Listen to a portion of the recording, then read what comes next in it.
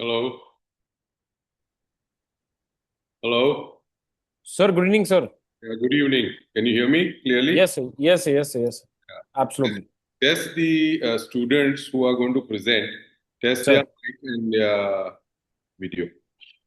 Yeah, sir, I think one of them has already switched on their video.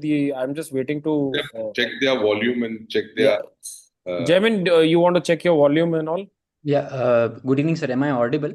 Yes, yes. you're audible. You can share your PPT and check whether that is running or not. Yeah. Check your presentations. Okay.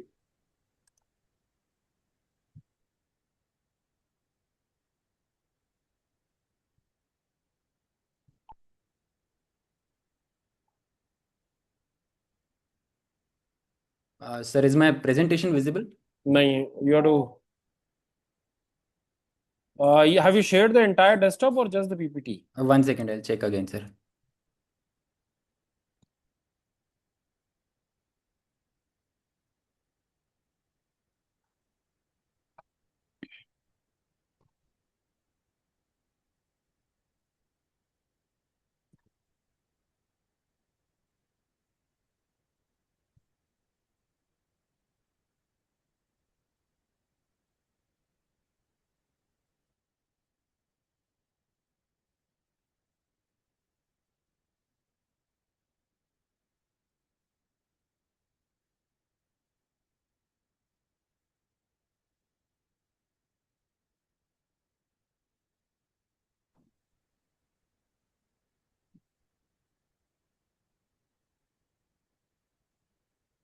Sir, is it visible now? Yes, Jamin. Good evening, sir. Good No, evening. the Good evening. screen is visible. Can you see the You have to PPT? share your screen, no? Yeah. Prashant, I don't think the PPT is visible. Is the PPT visible? No, only the screen is visible. Yeah. Wait. 1 minute, sir. Okay, 1 minute, sir. When you do you unshare yourself, and then when you're sharing, just share desktop. Just do it once more. Yeah. Yeah. Now, just when you press share, press desktop over there. So, entire screen, one option is there. So, should I click that? Yeah. Yeah. Sir, now is my presentation visible? Yeah. Now it is visible. Can you make it full screen also? Yes.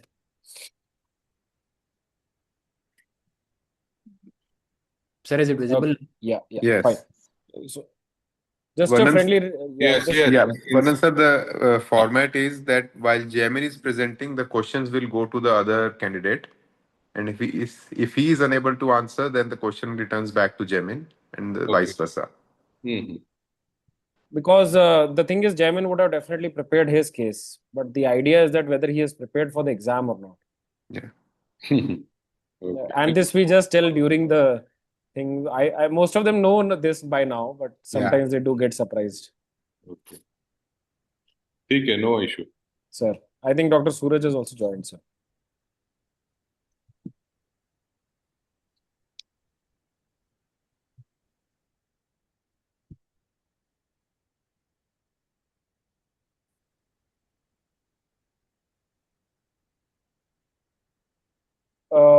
Dr. Suraj, just share your presentation. Jamin, unshare your screen, please.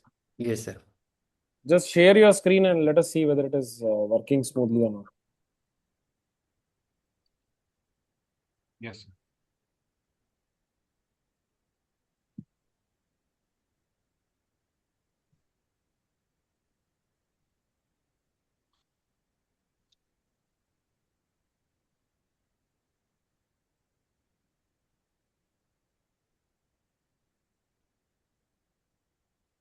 Okay, this is fine. You can unshare.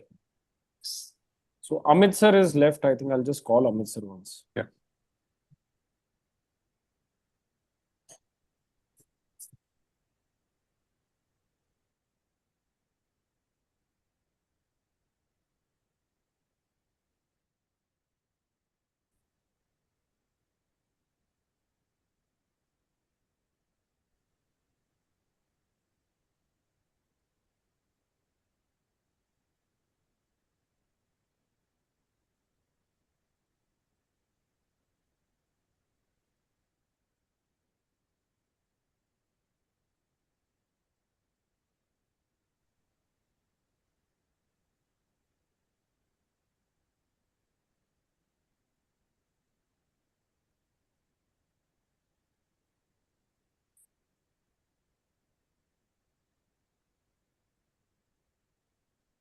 Yes, people have started joining now.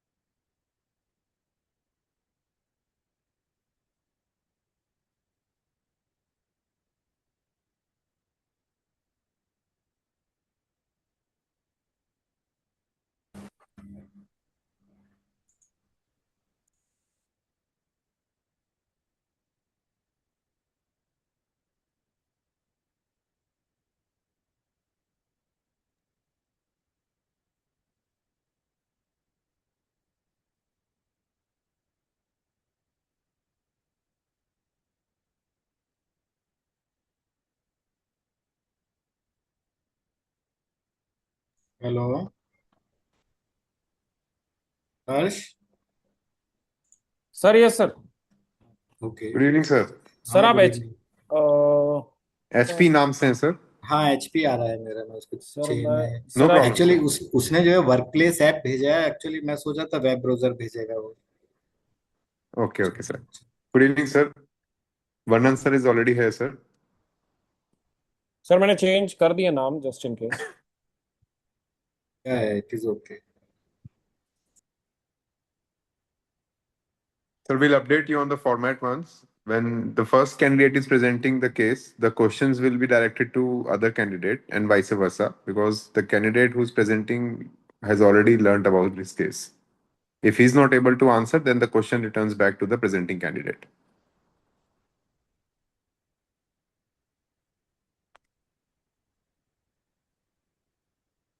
Okay. And we have 40 minutes each for the long case and then the OSCEs, sir. Sir, OSCEs, the questions are basically just directions. You can ask anything you want. We have just put questions so that, meaning the Viva carries on. But please feel free to ask anything you want. We'll start in maybe 1 or 2 minutes. Yes.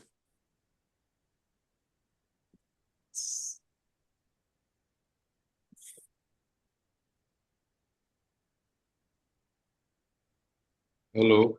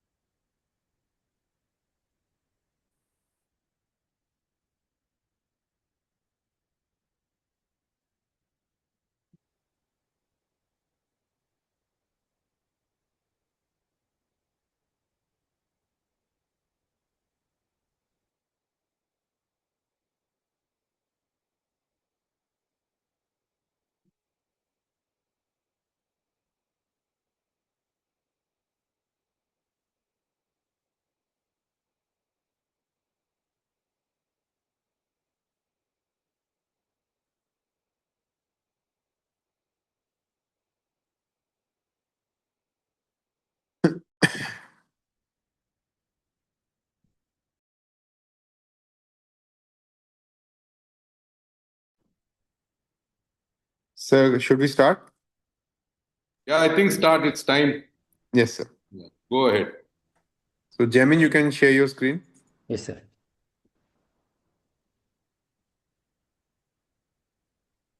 So is my screen visible? Yeah. Okay. Good evening, everybody. I'll be presenting the case.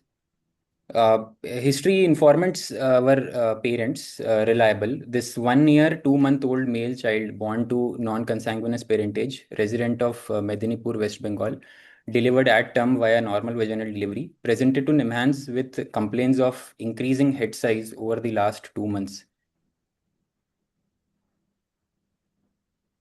Patient had an uneventful neonatal period except that at 9 days of life, he had one episode of abnormal tonic-clonic movement of all four limbs as witnessed by his mother. The event lasted approximately 2 to 3 minutes and subsided on its own.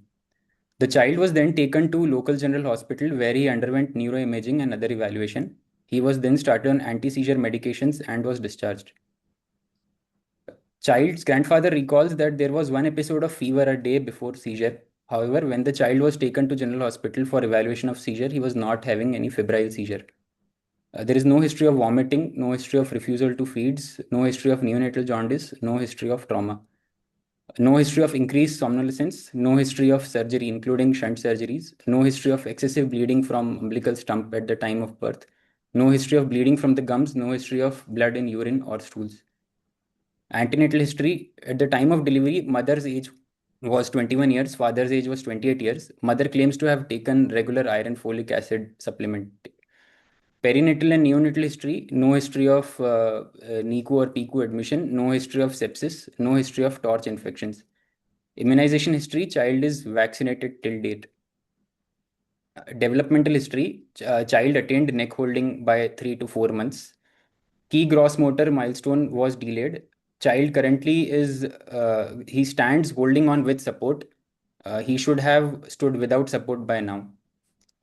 Key fine motor milestone is delayed. Child only has immature pincer grasp. He should have attained mature pincer grasp by now. Key social and adaptive milestones are attained till date. He comes when called and plays simple ball game. And key language milestones are also attained. He tells 1 to 2 words with meaning. Summarizing my history, this 1 year old, 2 month child has presented with increasing head size and mild to moderate developmental delay. Analyzing possibilities, number one is hydrocephalus, congenital aqueductal stenosis. Second is posterior fossa cysts, Dandy Walker, Blake pouch cyst, arachnoid cyst. Post-infective, neoplastic choroid plexus tumor, and macrocephaly. Sir, should I proceed, sir? So Just a moment. Yeah. let us ask the other candidate. Are you convinced with the presentation, or you would like to ask some more question or add some details?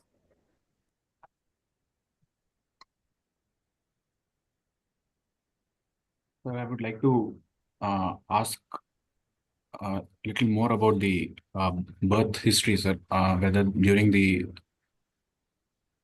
delivery, whether the prenatal history, was there any significant prenatal history of in the first trimester of the mother, and also during birth, um, was there what type of delivery was it? Was it a prolonged labor? Was there any episode of hypoxia during delivery?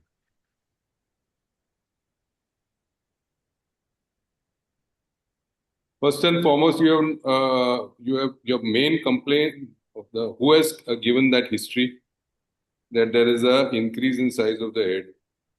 Yes, sir. The mother has given, no? The mother. Yeah, both- in your history, you have not mentioned anything about that after that. You have gone into a lot of negative history. But how she has noticed that the head is increasing and why she has noticed it? Sir, she compared to the other children of the similar age group, mother noticed increase in head size compared to So children. which child is this? First child, second child, third child, fourth No, child? this is first child, sir. But she told that similar in the neighborhood, similar children of her age, of the child's age, she noticed that the head size is relatively more. So that's Yeah, why she so, got confused. so the family members must have told her, "Na, this is something different. This head is bigger than other children," which Yes, you sir. have not mentioned in your history. You have just made a statement and then closed that statement and then gone to some all negative history. So this is important, na, that it's a progressive increase in size, which is looking slightly abnormal than normal, Yes, sir. which you have missed in your progress. You know, progress of the complaints. That is number one. Second thing is you have not mentioned what was the type of delivery. Was it normal delivery, full term? Was it preterm delivery? Was it cesarean? Sir, it was full-term normal delivery, sir. I think I mentioned in my first slide. I'll just. You have Yes, mentioned sir. Yes, sir. Delivered at term via normal vaginal. normal vaginal delivery. So Yes, was sir. it prolonged at that time? Because if it's a big head, it cannot be a normal delivery. The delivery gets prolonged. Was how long was the duration of induction? Means how long was she kept in the labor room? That will give you a hint that this took longer and there was a struggle during Yes, the delivery. Because a big head does not come out first, no? yes, sir.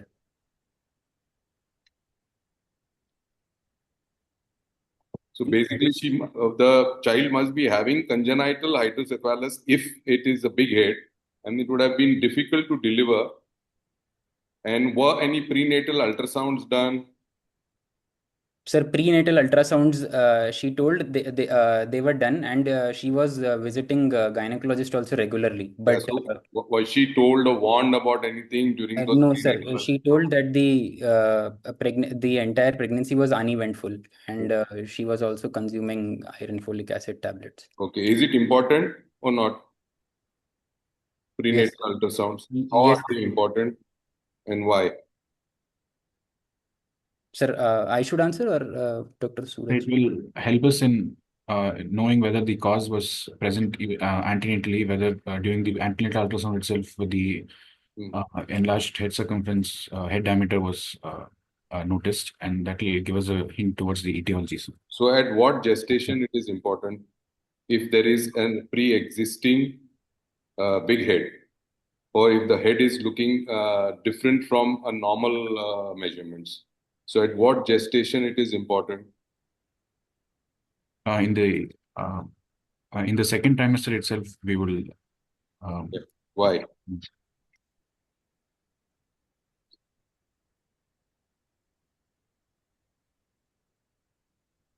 Yes, James, why it is important? There is a cutoff at 20 weeks. Why? Sir, Because if child has disorders like anencephaly, and we can yeah. offer option So of. they can legally be offered an MTP, which is legally offered. Beyond 20 weeks, you have to take a court order. Yes, Okay. sir. This is important for the neurosurgeon also to know nowadays. Because if the ultrasound people miss it, then you certify, then they can sue the radiologist. Okay, go ahead. Yeah. Yes, sir. What about the head holding? Can the child hold the head? Yes, sir. That was attained as per the normal milestones. He attained by 3 to 4 months of age. Neck holding was present, sir. Now, It is still present, sir. any other swelling on the body except large size head? No, sir. Did you mention? Yes, sir. I have mentioned in examination. What about the bowel bladder function? Sir, bowel bladder, he has not attained bowel bladder, like he pass urine and stools in his diaper, but So is it normal at 1 year, 2 months? yes, sir. Suraj, male child, 1 year, 2 months. Bowel bladder function is not controlled. Yes, sir. So by 1.5 years would be the red flag sign, sir. That So day and night is incontinent or only in the, only during the night, sir, for nocturnal continence. apart from then any breathing difficulty or snoring or something like that? No, sir. Mother did not mention any other complaints. Suraj, is it important when you are seeing a child who is having progressive large size head and that you need to know about bowel bladder and breathing patterns and many other things? Yes, sir. So is it we are dealing with a hydrocephalus, or we are dealing with a large delayed increase in size of head? We are dealing with a delayed increase in the head circumference, sir, because the immediate post-delivery period was normal, but during the infant period, there was a delay in the gross motor milestones, and then the mother later on noticed that the head circumference was Child increasing. had one episode of fever followed by seizure, and it is not febrile seizure. Are you convinced with that? So we'll have to ask more history on the episode of seizures. What The about the seizure fever what he had?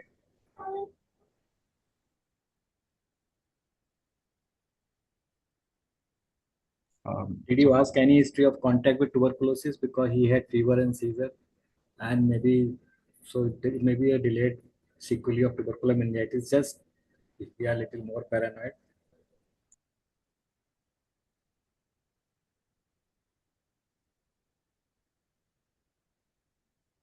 I think infective he has ruled out, if I'm not mistaken. Jamin, you have said you have ruled out infective, no? In your history. So yes, sir. They told that when he was when the child was having seizure, that time he was not febrile. Hmm. So do you think it was a seizure or not? Because you have to, it's very difficult for the parents to notice seizure, but you have to confirm and reconfirm, because the seizure, it takes you on a different path. That's why. Did you describe the episode of seizure? Whether some who witnessed and what were the details? Yes, sir. Child's grandfather had witnessed this seizure episode, sir. What did he saw? He saw that both upper limb and lower limb child was moving. He was having abnormal jerky movements, and that lasted for 2 to 3 minutes. So it was a seizure, in your opinion. Yes, sir. Any loss of consciousness or something? He was not sure, because after that they took the child to So hospital. child was jittery or had seizure? Sir, they are constantly saying that they only had the child only had one episode of seizure. Suraj, if you would have been in Jamin position, how you would have taken this history? So first, I would have asked the preceding event to the seizure, and then the onset, whether the onset was had any triggering factor, and the with the seniority. What was the time of the day or night when was the seizure episode was witnessed? Sorry, sir, I did not ask that, sir. Time. The issue is it may be anything, but in history taking, everything what all you have to follow the standard pattern, what all question. So you won't miss the details. Okay, it may or may not be important to make inferences. So if it's child who had delayed height, increase in size, probably maybe congenital, whatever hydrocephalus. So if you are looking for the Chiari malformation or many other details which you are suspecting posterior fossa, so you have to see whether they are having the symptoms related to that or not. So your history was very short and casual actually. It would have been more detailed. And so what is your final differential diagnosis? Summarize his history, Suraj. So this was a 14-month-old male child who was born to a non-consanguineous parents, firstborn non-consanguineous parents, who presented with an increasing size of the head, which is noticed for the past 2 months, with impaired gross motor milestones, but a normal language and the social domains milestones, with a normal antenatal and perinatal histories. So you will consider as a delayed milestone or regression in milestone? It was a delayed milestone, sir, because the child attained the only milestone. the motor milestones are delayed. Everything else is only the motor milestones. Yes. So he is not able to walk. Yes, so because based on the history, the child was they had attained this milestone So date. It's not clear. Jamin, he is not able to walks with support. Yes, sir. He's not able to walk, sir. If I tell he is having tethered cord also, because of Ye- that he is not able to walk. How will you defend Suraj? Is normal, only difficulty in walking with increased head size. I tell he is having Chiari with occult With myelomeningocele. yes, sir. Sir, Tethered cord. in that case, sir, we can examine the back also to look for any. We are not discussing about examination. On history, we are just exploring the possibility. He has only delayed motor milestones. That also difficulty in walking. Hands are okay. Sir, immature pincer grasp is there. Little bit. So just these are possibilities. Okay, it's not. So we have to keep in mind. May or may not be there. There is a dissociation in milestones. Yes, sir. Sir, Dr. Bello will proceed for examination. Yeah, go ahead and you just tell us what you feel it is and why from your history. Sir, yes, sir. Sir, summarizing my history, this child had presented with increasing head size and mild to moderate developmental delay. So I have kept possibility number one as hydrocephalus with congenital aqueductal stenosis. Post-infective because they had mentioned that in early stage of life, a child had one episode of fever. Neoplastic is another possibility which I have kept, and number two is macrocephaly, sir. So these are my two possibilities based on the history. So you feel it is congenital or infective? Because you have mentioned congenital first, no? Yes, sir. So it is congenital infection or it is infection after delivery? Sir, just based on the history, I think it is congenital because the fever history, it is not too clear. Because you have put this as one. That is Yes, sir. congenital hydrocephalus as one. Yes, sir. Yeah, and with no evidence of any prenatal ultrasound showing any evidence of hydrocephalus. Yes, As sir. per you, as per your history, I'm talking. Yes, sir. Yes, sir. Not on your examination findings. Yes, sir. Okay. Also, at the time of Caesar, when they took to the hospital, they did some neuroimaging. What were the details? Sir, they do not have the films. They had got one EEG done. So only report of EEG is there, which is showing normal study. CT, They do, CT was not done. CT, sir, they do not have the films. So I'm But not exactly sure. do they But have report? no report also is not there. But they told that CT was done and EEG was like So they told what was there in CT? no, sir, they did not tell. Was it told to them what is there in CT? Sir, they told that it is normal, nothing to be done. So Just to means hydrocephalus was probably not there when they investigated the child at that time. yes, sir. And that time they discharged with syrup, syrup Levipil, this anti-seizure medication. That's also after that also he was not having any seizures. So did you mention all these details in your history? Yes, sir. I've mentioned here, sir. Where are the finding of CT was done, EEG was done, and all those details? No, sir. I've just mentioned that he was then taken to local hospital where he underwent neuroimaging and So that. details you did not provide. You should add now. All these things are important. Now he is on anti-epileptic or he is stopped?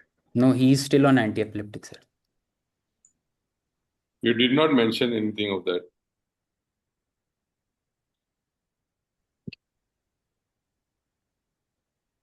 You cannot miss out that, no? Okay. ठीक है, go ahead. Sir, coming to examination, child did not have pallor icterus, clubbing, cyanosis, lymphadenopathy or edema. Vital stable, he was afebrile. Length was 74 centimeter, that is 0 to 2 standard deviation. Weight is 10 kg, again 0 to 2 standard deviation. Head circumference is 52 centimeter. It is greater than 97th percentile. Mid upper arm circumference is 12.5 centimeter. That is normal limits. No severe acute malnutrition. Coming to general physical examination, child scalp did not have any evidence of thin, shiny skin or distended veins. Anterior fontanelle was open, bulging, but not tense. It was around 2.5 into 2 centimeter. No palpable sutural Suraj, line. just a minute. Suraj, can you tell us about what is the normal head circumference at the different age points? So at birth, the normal head circumference is should be 36 to 37 centimeters, and then in the first 3 months, the head circumference normally increases by 2 centimeters per month, and then from 3 to 6 months, it increases by 1 centimeter per month, and in the last 6 months by 0.5 centimeters. So Where at it stops increasing? At what age it stops? at 2 years. 2 years. So what is supposed to be the head circumference at 2 years?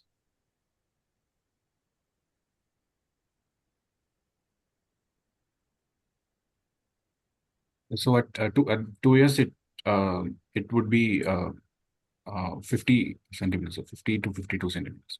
So this is normal. The age of this child is 1 year 2 months. So You know the answer or you don't know the answer. See, this is what examiners ask.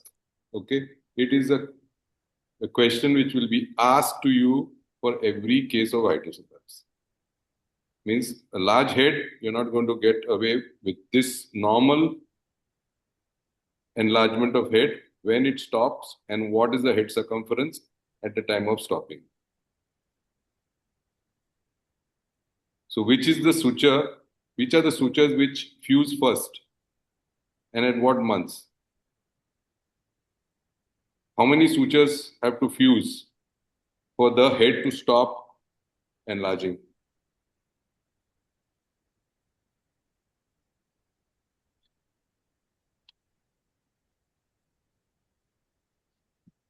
So we don't have time to teach now here because this is an exam. First, the posterior fontanelle would close.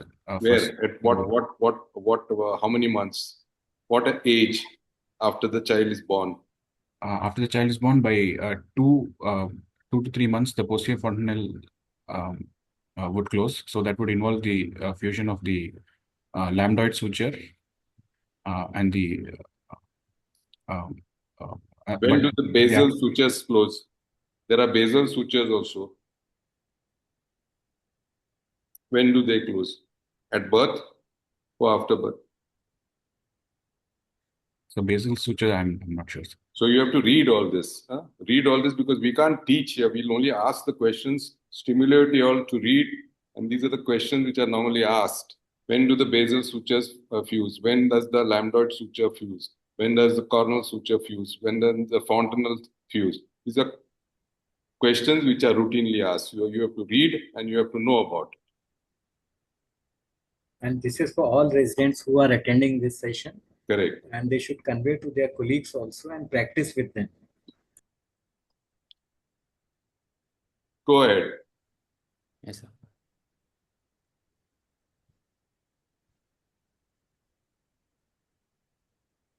One minute, sir.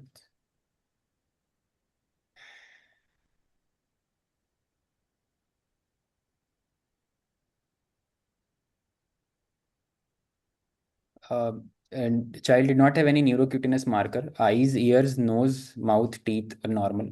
Torso, abdomen was normal.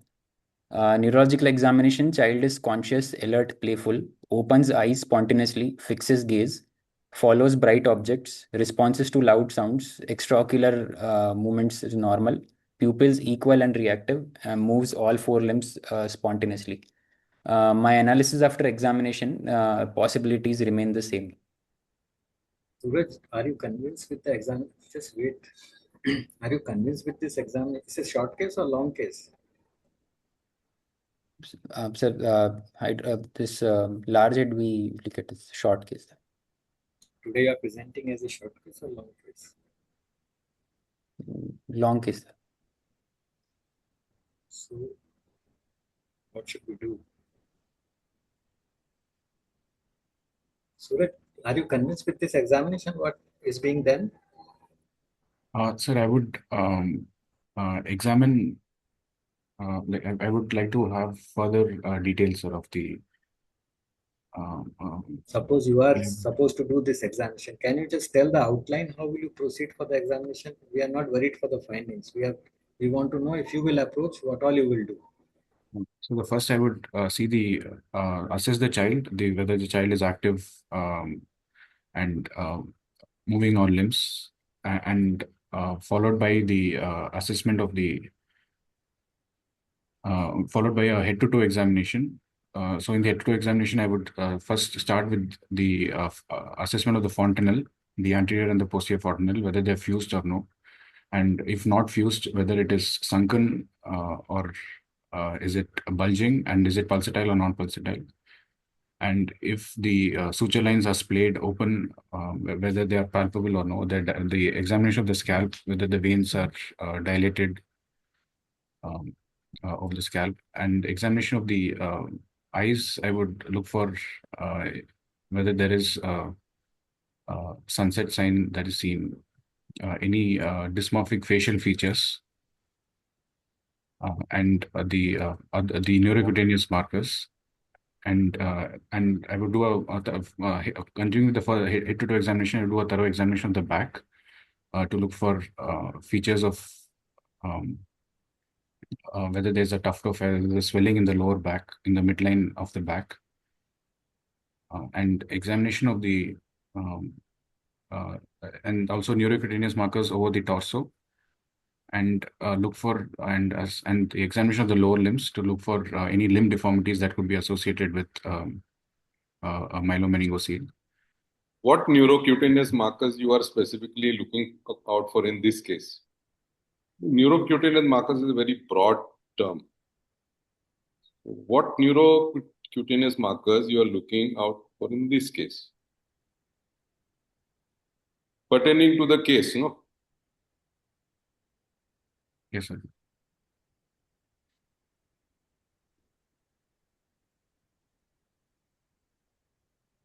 Yes. Presenter, Jamin, you have written there no neurocutaneous markers. And then you said teeth are normal. What is the age of the child? 1 year, 2 months, sir. 1 year, 2 months. What type of teeth do they get? Sir, he has bilateral, he has 2 incisor teeth in the lower jaw. So what is the stage of dentition in him or her, the child? Stage, I'm not aware, sir. Stage of dentition. See, when you do examination of even a short case, you don't take the shortcuts. So you could have gone for the appearance and pulse, blood pressure, and all those details, respiratory rate, many other things, plus what all you told. And then you go for the higher mental functions for the age as appropriate. And what about the other cranial nerves? So many, there are 12 cranial nerves.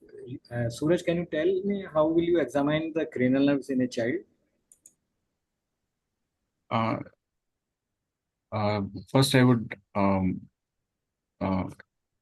to examine the vision. We can see if the child is tracking objects, looking at objects, and Cranial nerve doesn't start from 2. Either you can do or you cannot do. Which is the first cranial nerve? First olfactory nerve. So you can tell it is difficult to test. It's difficult to assess. But you don't start from the 2. Then? Yes, and the second cranial nerve, the optic nerve, we will check whether the patient is looking and fixing at objects and is able to follow the objects. The and the examination of the pupils, reaction of the pupils. What about the fundus? You are expecting, of course, a small child. So fundus? Yes, we can examine the fundus also. And can you tell about seeing the symmetry of the head, whether it is a tumor, aqueductal stenosis, or Dandy Walker, or anything else? Only circumference is important, shape and symmetry of the skull, neck, spine, many other things, and facial. So many 12 nerves are there.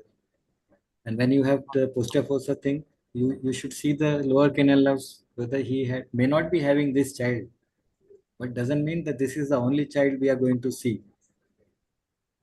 And what about the motor and sensory examination? Sensory examination could not be done, and child was moving all four limbs So you spontaneously. cannot do. How will you do sensory examination in a child? For a child of 1 year, 2 months, it is not possible to do sensory examination, sir. We can check the pain. Suraj, you agree with this? You can check the pain sensations over the different dermatomes. How is the bulk, tone, power, reflexes? So many things are there in the motor system. Just moving all four limbs spontaneously, that also symmetrically, asymmetrically, any hypotonia, and so many details. Nothing is there. Direct images you are showing. Suraj? And he can walk, na? Yes, sir. What about the gait? With support, he is walking or not? No, sir, he cannot walk. He's able can to stand? stand with support. So how he stands? Did you notice? Any flat foot or telepace? So many things are there. Sir, though this club foot and all those changes were not there, sir. How he stands, child, when he stands with support?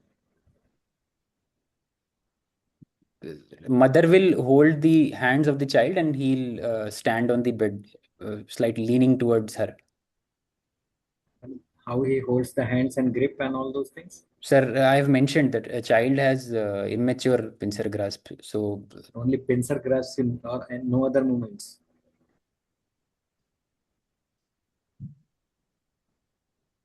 What about other grasp?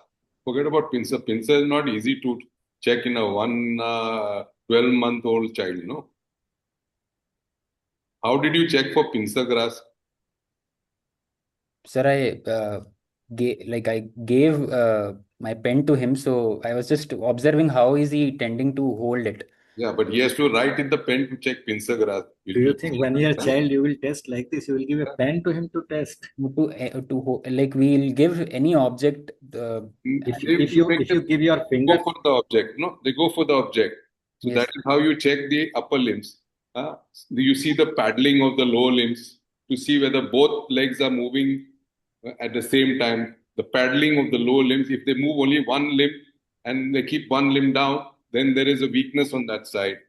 So this is how you have to observe and examine a child who's of 12 months. That's what. You also see for flattening of the posterior fossa. Sometimes you'll have a very shallow posterior fossa or a short, small posterior fossa where you can feel. Okay. what about the reflexes? Sir, child was not cooperative for reflexes. I tried multiple times. So we can presume that you didn't try. No, sir, I tried, sir. What are the primitive reflexes which you tested? Sir, I did not test for primitive reflexes, but there are Moro's reflex, parachute reflex. You did not test. You should test. Very important, because in this case it is important. It is relevant because you have said delayed milestones. Yes or no? Yes, sir. So to justify your delayed milestones, you have to see what these reflexes are, whether they are there, whether they are not there. When do the primitive reflexes diminish?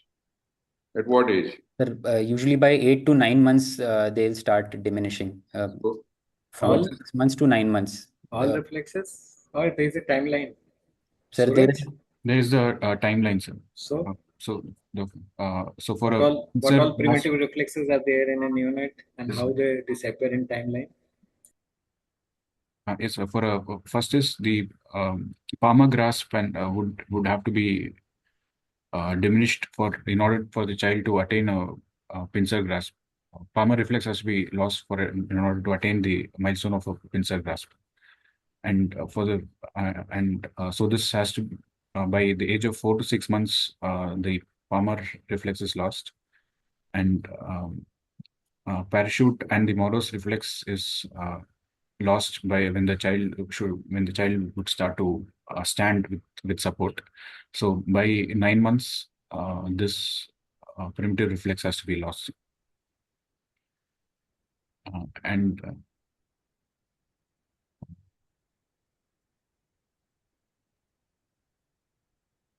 So at the end of examination, what do you think what it is?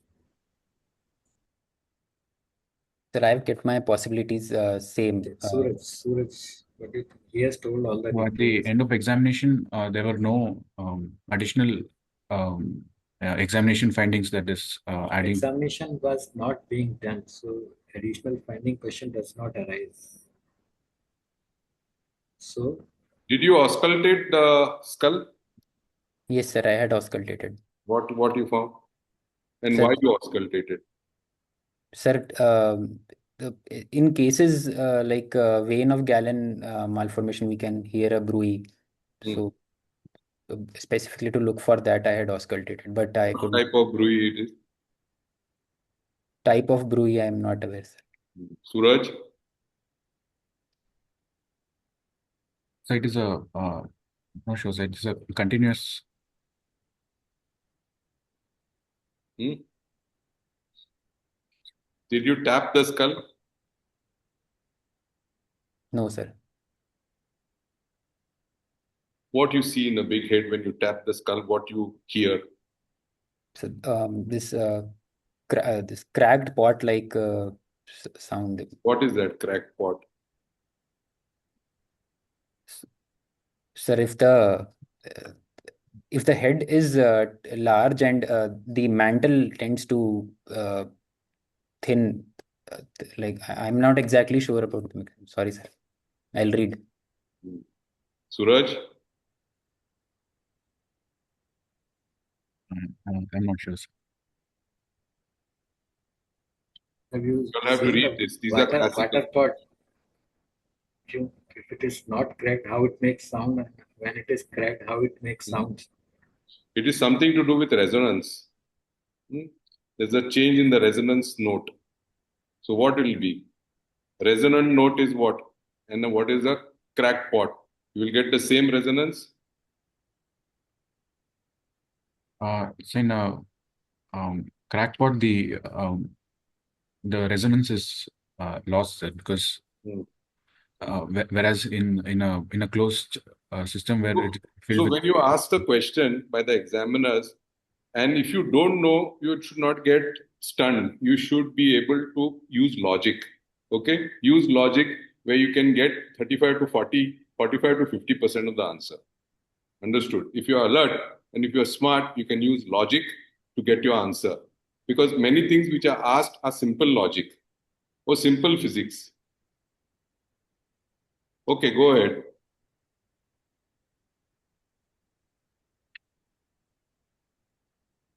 The child was evaluated with imaging.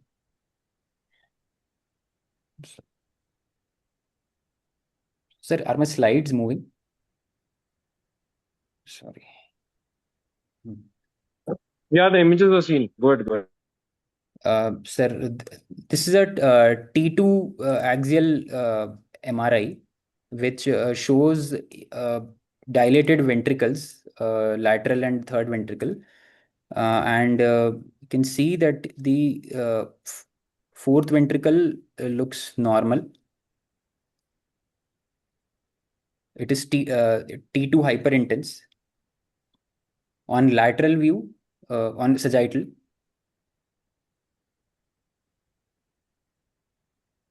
you can see that there are multiple occultations in the enlarged ventricles.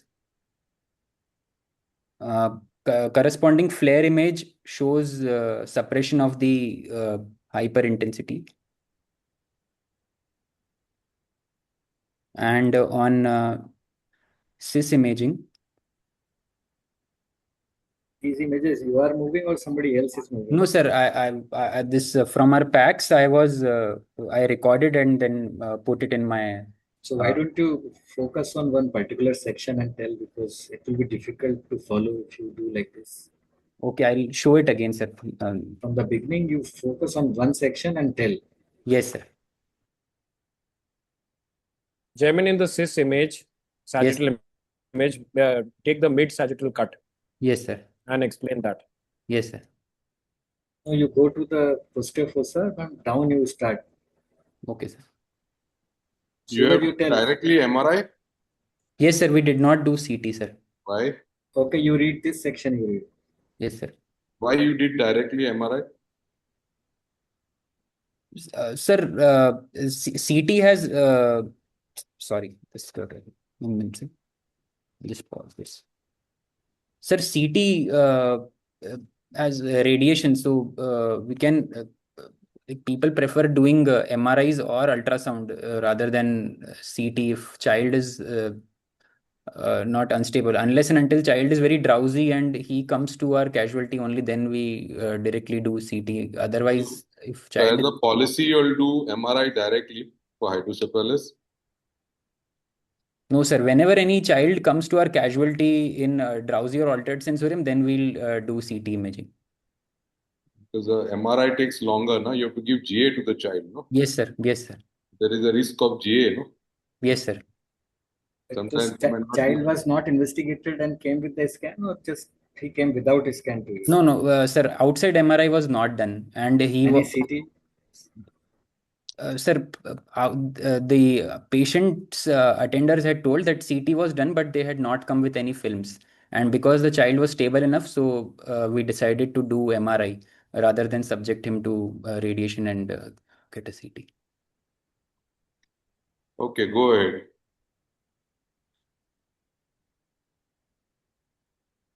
Sir, in this cis imaging, the ventricles are dilated, but the fourth ventricle is normal.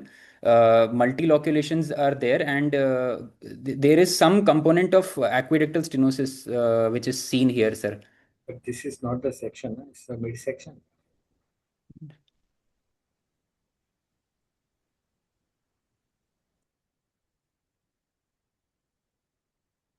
Yes, sir. What else you're seeing? Is it because aqueductal stenosis is there? Because of hydrocephalus, the aqueductus collapsed. Sir, because multiloculations are there, so it can be that because of usually infections will have such pictures. So it can be that child has components of both aqueductal stenosis and infection. Both features could have led to this imaging finding, sir. So where are the multiloculations? Sir, this part, sir. Where? Which part of the ventricles? Lateral ventricles?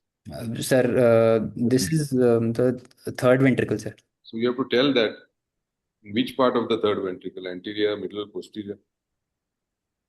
Sir, predominantly in the anterior and the middle part, sir. What about the upper cervical cord? Sir, the upper cervical cord looks normal, sir. What is the hyperintensity in the center? Sir, this one is basilar artery, sir. Not there. No, Down. cord. See the cord, na? What is there intramedullary? Yes, sir. This one. That is normal. Can this explain the weakness of all four limbs? Hydrocephalus with everything. I tell because of this seedings, he is having weakness of all four limbs. And everything, all higher mental function, no other milestones were impaired. Suraj? Yes, sir. So it looks like there is a cervical syrinx, sir, on the imaging. This is not the Can- complete scan, so we cannot comment Sure. on the cervical, but We would can do an additional spine MRI also, sir, to look. Somebody has Definition commented of the that we same, should sir. we should do the complete spine imaging. One comment has come, and ideally, once we are seeing such a picture, how many times in aqueductal stenosis you will have this multi-compartmental hydrocephalus or multilocular? Is it common? No, sir. Multilocular hydrocephalus is commonly seen only in cases of infection. Post-infection. And because of that, he would have had myelitis also. Just I did not think about that, sir. just we are expanding our scope. May or may not be correct. Other sections you show. Start from the axial first slide and start from the initial scale. Sir. Slowly you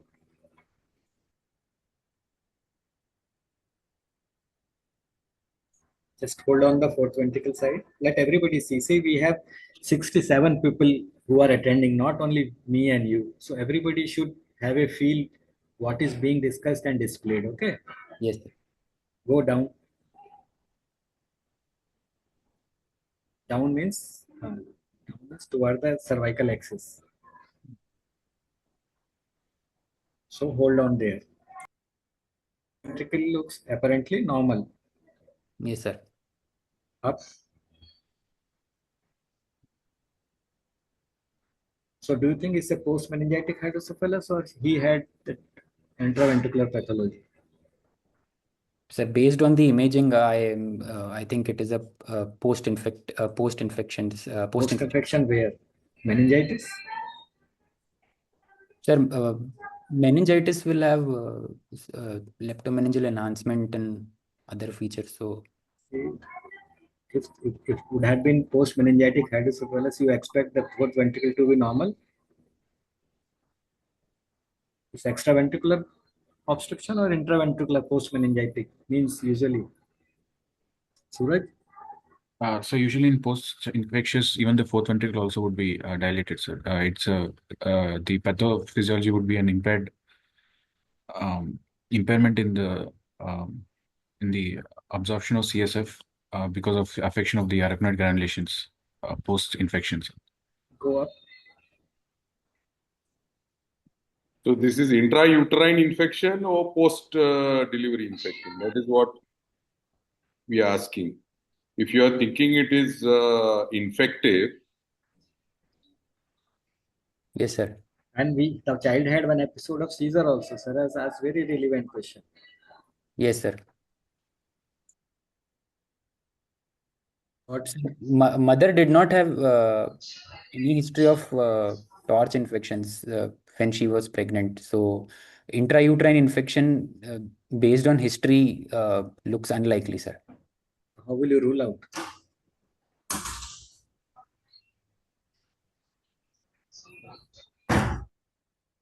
Sir, toxoplasmosis will have like to rule out toxoplasmosis, we can get ophthalmological examination. The children will have features like chorioretinitis. In rubella, heart will also be involved, and so we can evaluate. Like we can do detailed systemic examination in those cases to rule out torch infection. So now you understood that your examination would have been more complete. Yes, sir. Go to the upper sections.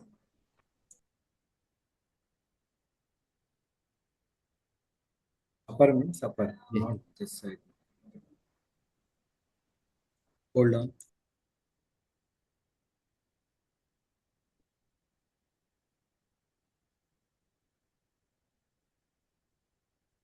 Multiple locations everywhere. Upper, go up.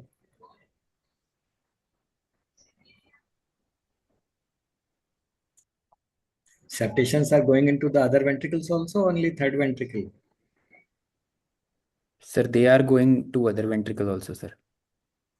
Take the sagittal sections. Yes, sir. Hold on the midline.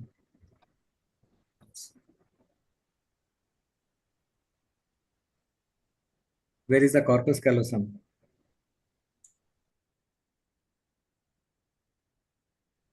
Sorry, sir, this got changed. 1 second. I'll change back again. Is there corpus callosum in this patient?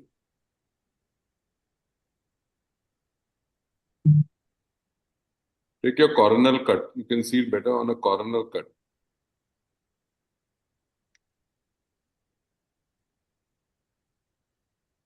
Sir, Coronal cut. coronal cut is not there, sir. Sorry. Yeah, I've seen it already. Okay. Just check. Go. No coronal cuts. No, sir, coronal cut is not there, Okay, sir. go ahead. No. Eggshell. Show the eggshell cuts. Yes, sir. Go. Go little more. Yeah, go. Yeah. So the corpus callosum is there or not there?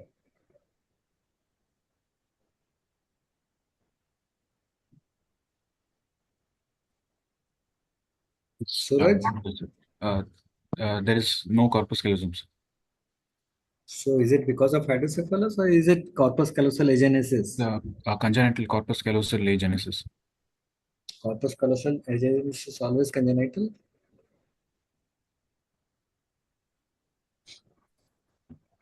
Sir, it is corpus callosal agenesis is associated with some genetic mutations like L1 CAM. Always. Not always. Classically, it is described. In spite of so much hydrocephalus, the cortical sulci you can see. You can see the sulci. Yes, sir. You can see. So it's a porencephalic hydrocephalus or it's because except motor this thing. Motor, you have not checked tone whether it is a flaccid or spastic disturbance. So if it is spastic, if it is flaccid thing, you expect a flaccid weakness in hydrocephalus or spastic weakness. You would expect a spastic. Correct. Yeah. Okay. So finally, after evaluating the MRI, what is your inference? Congenital or infective? If there is corpus callosum agenesis, it goes in favor of what? So it is in favor of congenital etiology, sir. So this is it purely congenital hydrocephalus or it is also septate hydrocephalus? Because there are septations, no? Yes, sir. So purely congenital, it would not be, sir. So patient would in the post during the infancy or the neonatal period, there would be another insult that would have been the cause of these septations. Okay. What is your next step? Now you have seen the MRI. What is your next step? What would you do?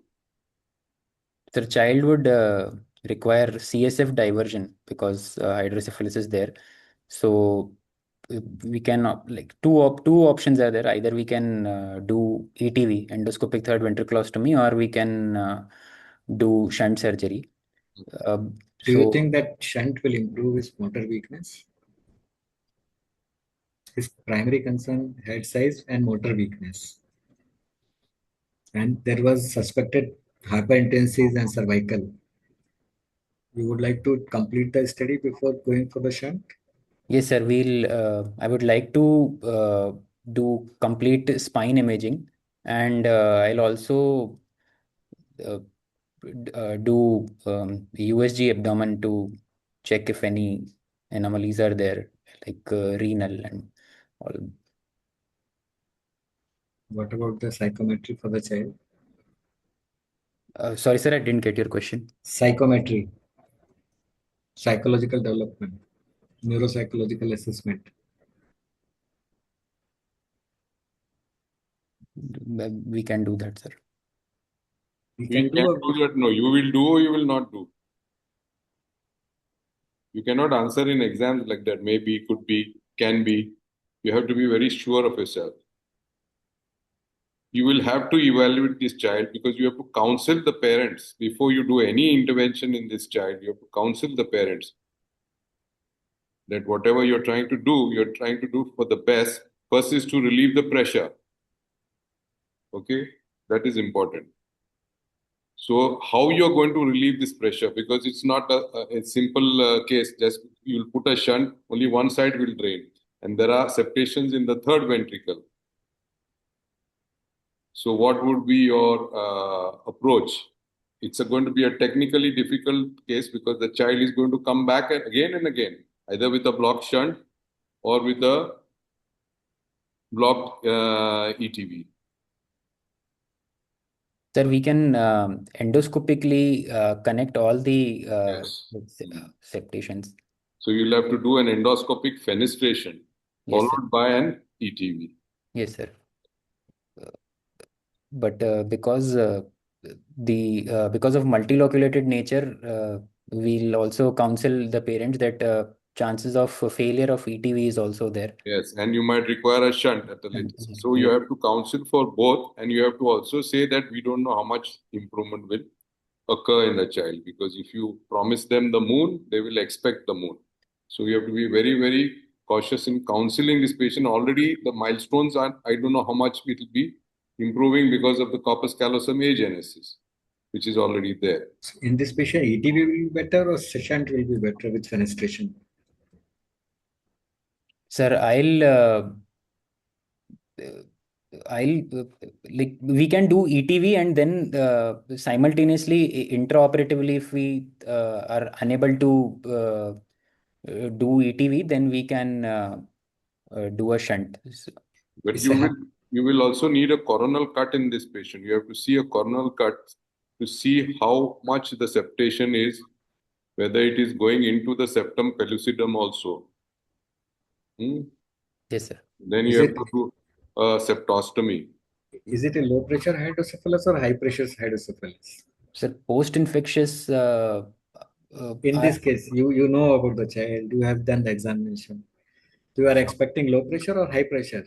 Sir, I'm expecting low pressure because although the anterior fontanelle was bulging, but it was not So tense. it's a favorable point for ETB or unfavorable point for ETB in a 1 year or 2 month child? Sir, it is unfavorable point for ETB. And what about the CSF study before shunt?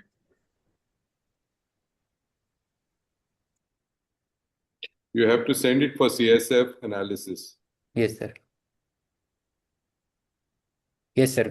We can do AF tap and then we can send for CSF analysis. So if it is infective, then we'll not put a shunt. You are expecting active infection in this child. Child is afebrile, and so I'm not expecting active infection currently. So why did you give that answer? Some children You think is a ventriculitis? Means if it is CSF is showing, you are expecting CSF to be culture positive and not putting shunt, or any other reason where you won't put shunt. Would you evaluate the protein levels? Protein levels are important. In this case specifically, when you're seeing so many septae, would you be evaluating the protein levels first? Because what is the trend you follow in your institute? If the protein levels are at what level you will consider shunt or endoscopic ETV, depending on the protein level. Sir, if cells and protein are too high, then Too high means what? Range. Don't say too high. Too high can be 2000 also proteins. sir, in our institute, Your range. Yeah, what is your range where at this protein level you will not do a shunt, at this protein level I will do a shunt or do an ETV? sir, rather than one value, we usually in our institute we tend to look at the trend. If the protein levels are coming down, then we'll think about. You want to do multiple tap in this child? either you have answer or you don't have answer. You are not following acute tubercular meningitis over a period of 7 days where the child is on external ventricular drainage and you are monitoring the protein levels and this. It says one time tap and Yeah. you have the value and you have the decision. We're very Exactly. sorry I'm to not aware interrupt, of it. but we'll have to go to the other case also. It's Okay, fine. Yeah. Please read all these things because we cannot teach here. We will just ask the questions and stimulate you all to read. Okay. So there is a criteria for shunt and for endoscopy. Please move to the next case, please. Yes, sir. Dr. Suraj, please share your screen. Harsh and Prashant, please guide the time. Yes, sir. Yeah. Sure. So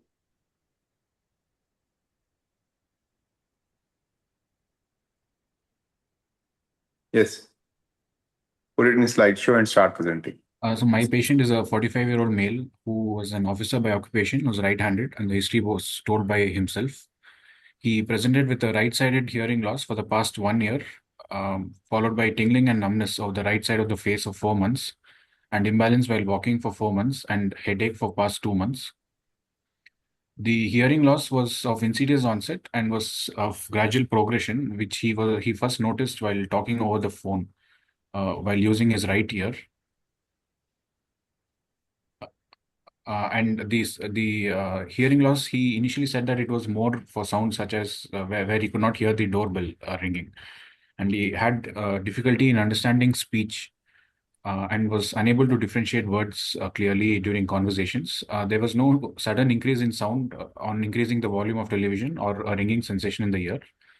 It was not associated with ear pain, discharge, or trauma to the ear. There was no history of a sudden exposure to sound.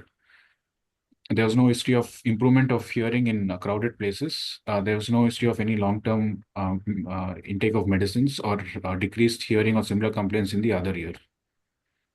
The history of tingling and numbness of the right side of face started 4 months ago, which was of insidious onset and continuous in type, and it was mild intensity.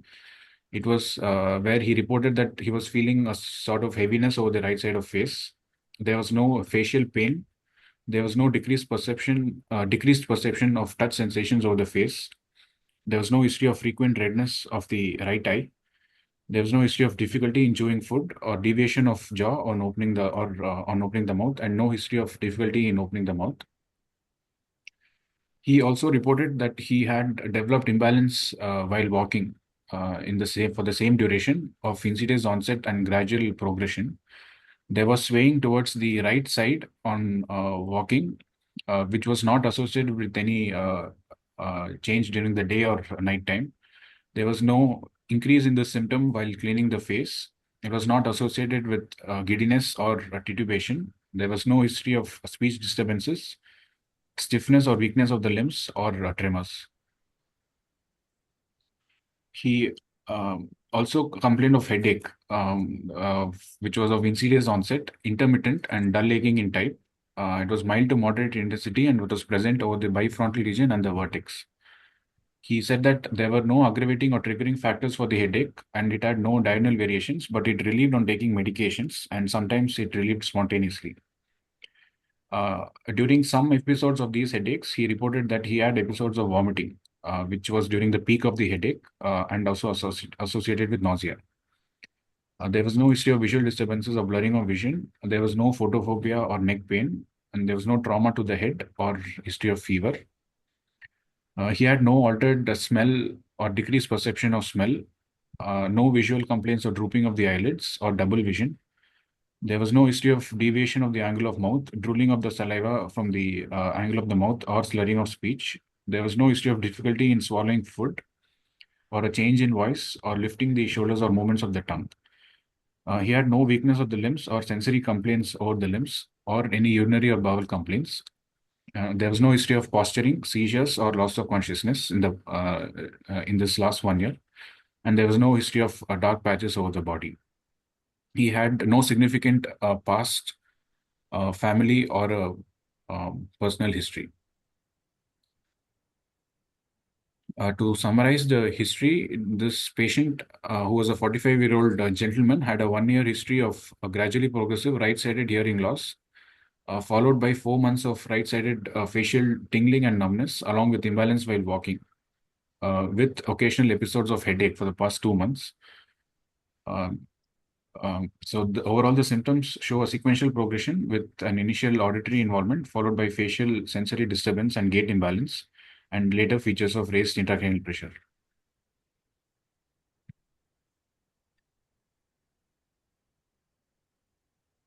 Okay. Are you satisfied with this history? Or you want some more inputs? No, sir, I'm satisfied with the history. Sure. Okay. You said tingling and numbness over the face. So you have not elaborated on that tingling and numbness. Did the tingling come first? Did the numbness come first? And what was the sequence of events in that numbness? And where it was on the face? Please go to your tingling and numbness.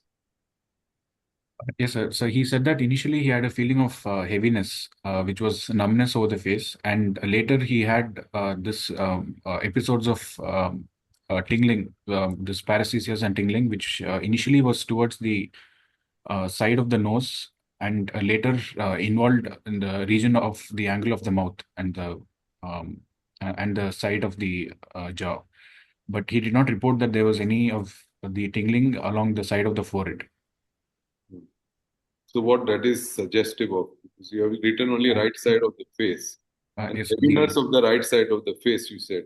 So heaviness is because of what? Heaviness is the numbness that he experienced, which he was aware he was. So that he reported that it was feeling heavy in the face, the numbness. Okay. And the tingling, the distribution, the dermatomal distribution was such that it was. He reported that there was a V2 and a V3 dermatome involvement at first. Mm-hmm. And But it is persisting. It was of continuous nature, sir. Now also it is there. Yes, sir.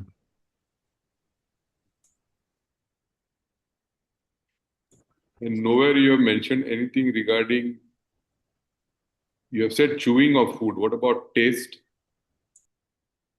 He did not report a decrease in taste He sensation. did not report it. Did you ask? Yes, sir. I had asked, sir. What you asked about this? Whether his for taste sensation, did he experience any decrease in while eating food? Was there any decrease in taste? Mm-hmm. And you have asked about saliva drooling, okay, which is obvious. You don't have to even ask about it if saliva is drooling. But what about in the chewing of food? You have not gone into detail of whether he could. You said sensations are decreased on right side. No, yes or no? yes, sir. So Any chewing preference he had? yeah. No, sir. He on asking him, he said that there was no difficulty in chewing the food. What is the relevance? The motor component of the trigeminal nerve was, if it was affected, then he would preferentially chew the food on the normal sides. Because you have said there is heaviness of the face on that side, no? That is the only thing when chewing preference will be there because of fifth nerve. If suppose he is having drooling on right side, Fifth nerve he and would also prefer the to. facial sensation, facial nerve is also affected. He would preferentially chew on the other side because If he is have tongue weakness on one side, will it change? So chewing preference just because of fifth nerve or many other factors will. Suppose he is having one tooth pain on that side. Yes, sir. Many factors. So can you to detail? You can't just pass it off and say ask one thing and say okay, everything else is normal and assume. You have to go into detail because we are going by the data you have given us. Understood? We are questioning the data and trying to confirm the data. That is the job of the examiners. And the biggest problem is that if we make the wrong stories, it becomes a disaster.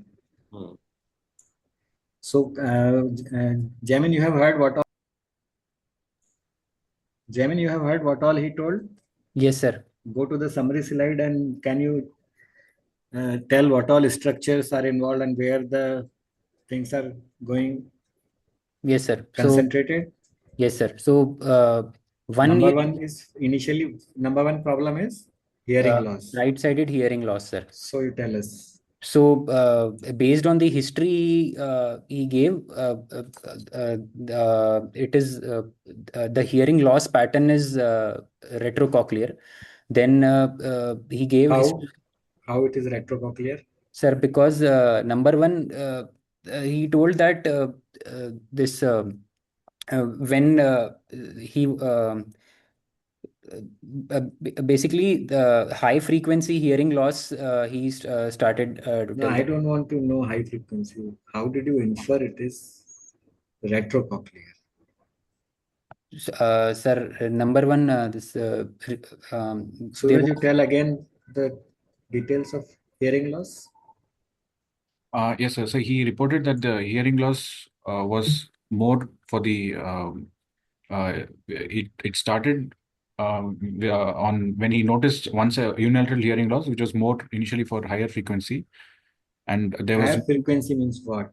sir like doorbell he mentioned. So those are high frequency. Sir, can Phone I use, see phone that hearing preferences. loss slide once? Go back. So, sir, number one is more for sounds such as doorbell. So, doorbell will have high frequency sound. Then he First thing is difficult. having difficulty with phone Yes, sir. from the right ear. Yes, sir. Okay. So phone is a low frequency or high frequency sound? phone. High, Hmm. high frequency, sir. High frequency. Hmm? Could he hear better in a noisy surrounding? Or he could hear worse in a noisy surrounding? You have not mentioned. There are many lacunae in the hearing loss. Okay. So then What all questions suppose you will ask for? So he is a right ear person or left ear person?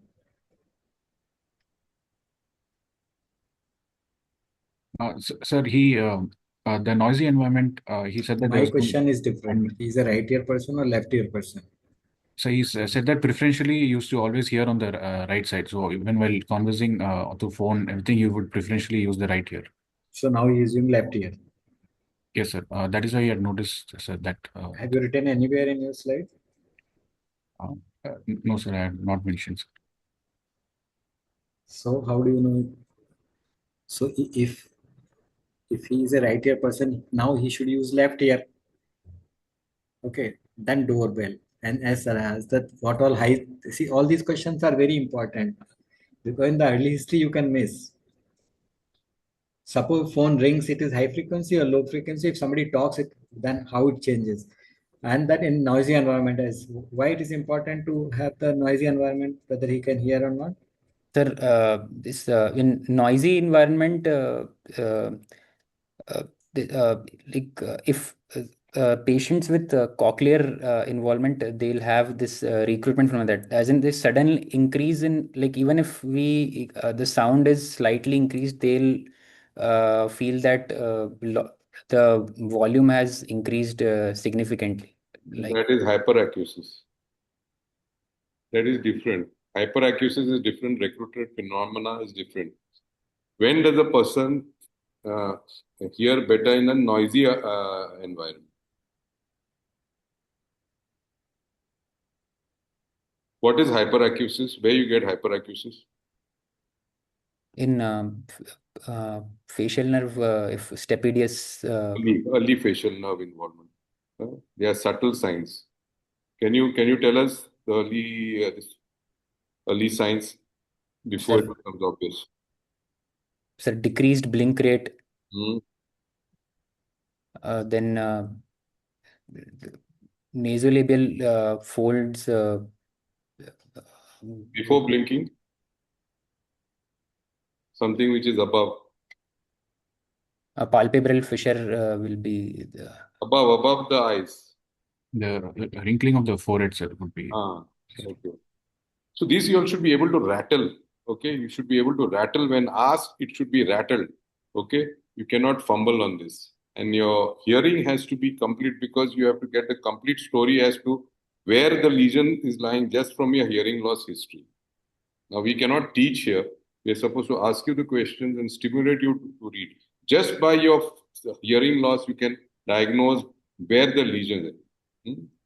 Cochlea, retrocochlea, everything can be seen. Brainstem can be made to be diagnosed like that. So you have not mentioned anything about tinnitus. Is it important?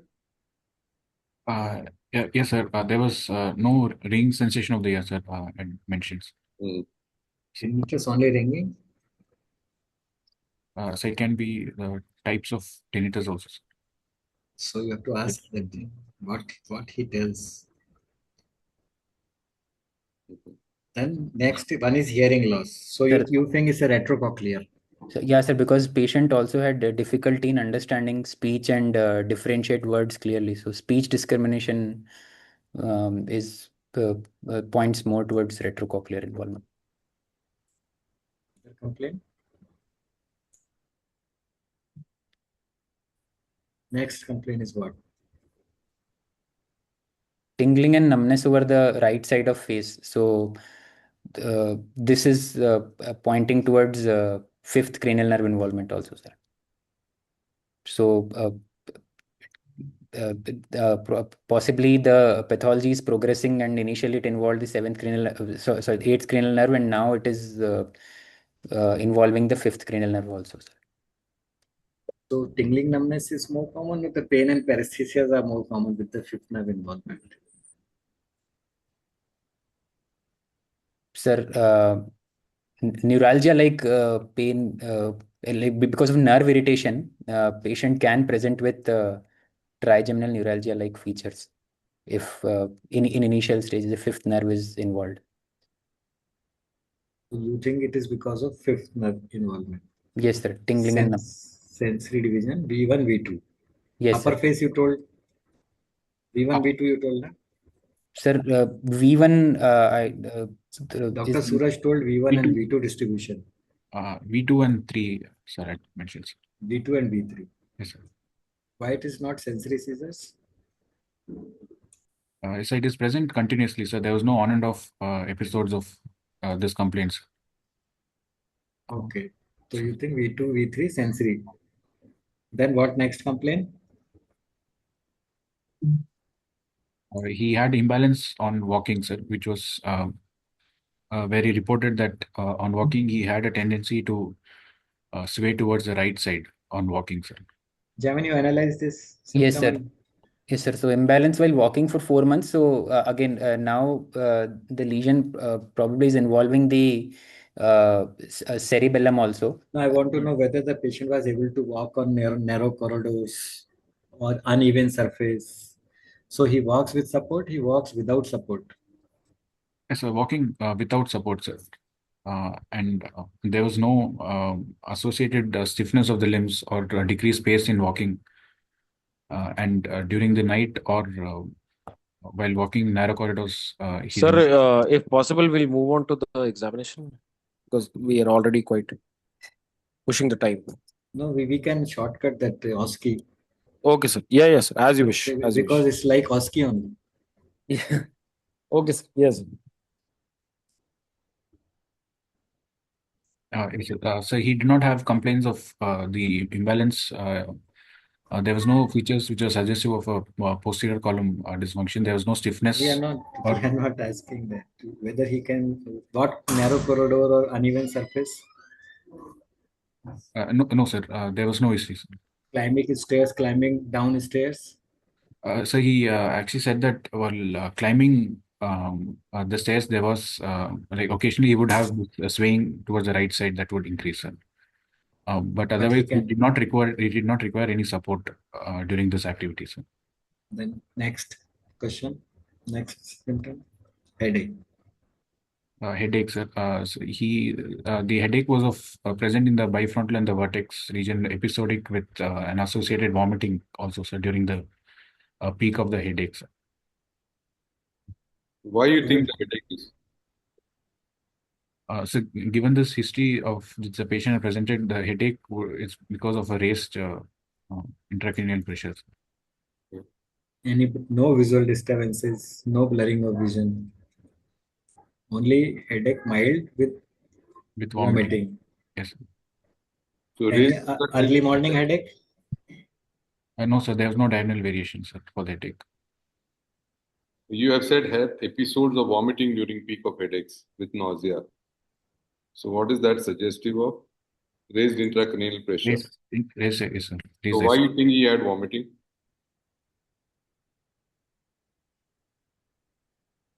Why does vomiting occur in a headache with raised intracranial pressure?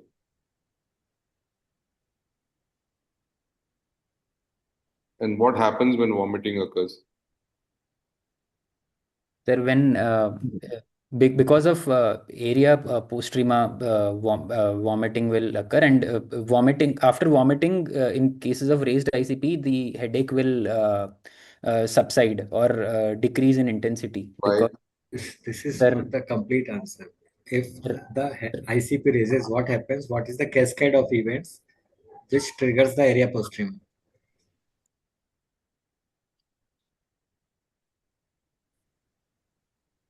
These are classical questions which sir, can.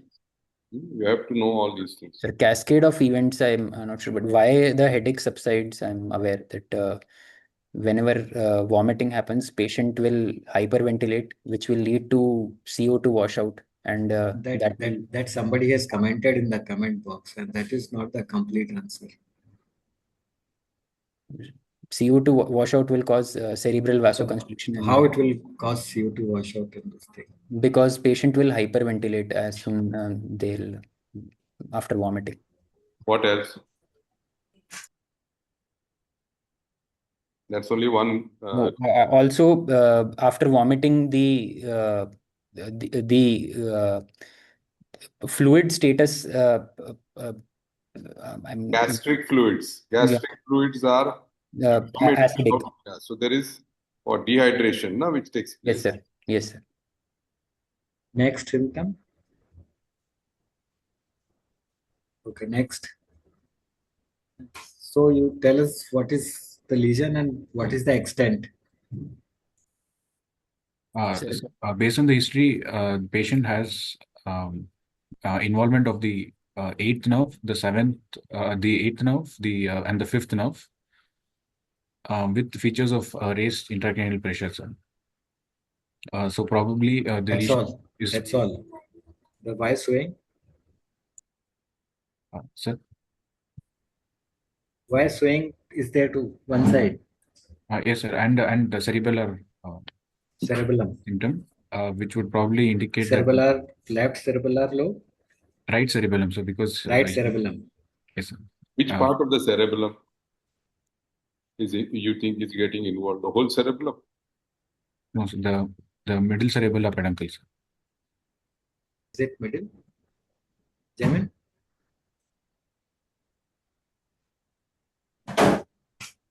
Which part of the cerebellum? Which peduncle? Which peduncle is responsible for equilibrium? Middle. There should be middle cerebral peduncle only, sir. So the lesion is extending from where to where?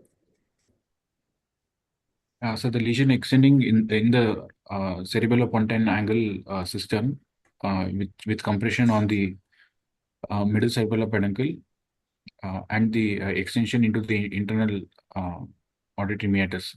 With hydrocephalus. And superiorly to involve the fifth nerve, and medially it is compressing, causing hydrocephalus.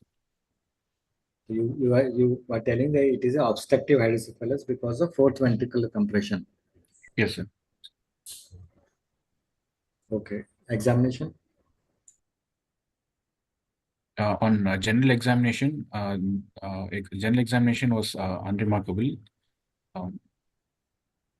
There were no neurokinase markers. When you are presenting a case, you have to have the present tense. Of course, you are presenting now, but he is conscious like that, not was or were. Okay. Yes, sir.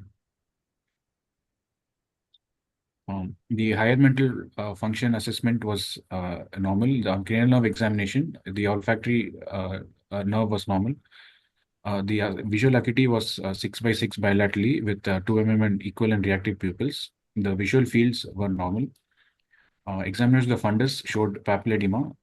There were no horizontal. There was also horizontal gaze evoked nystagmus with a which had a rapid component towards the left side and a slow component towards the right side.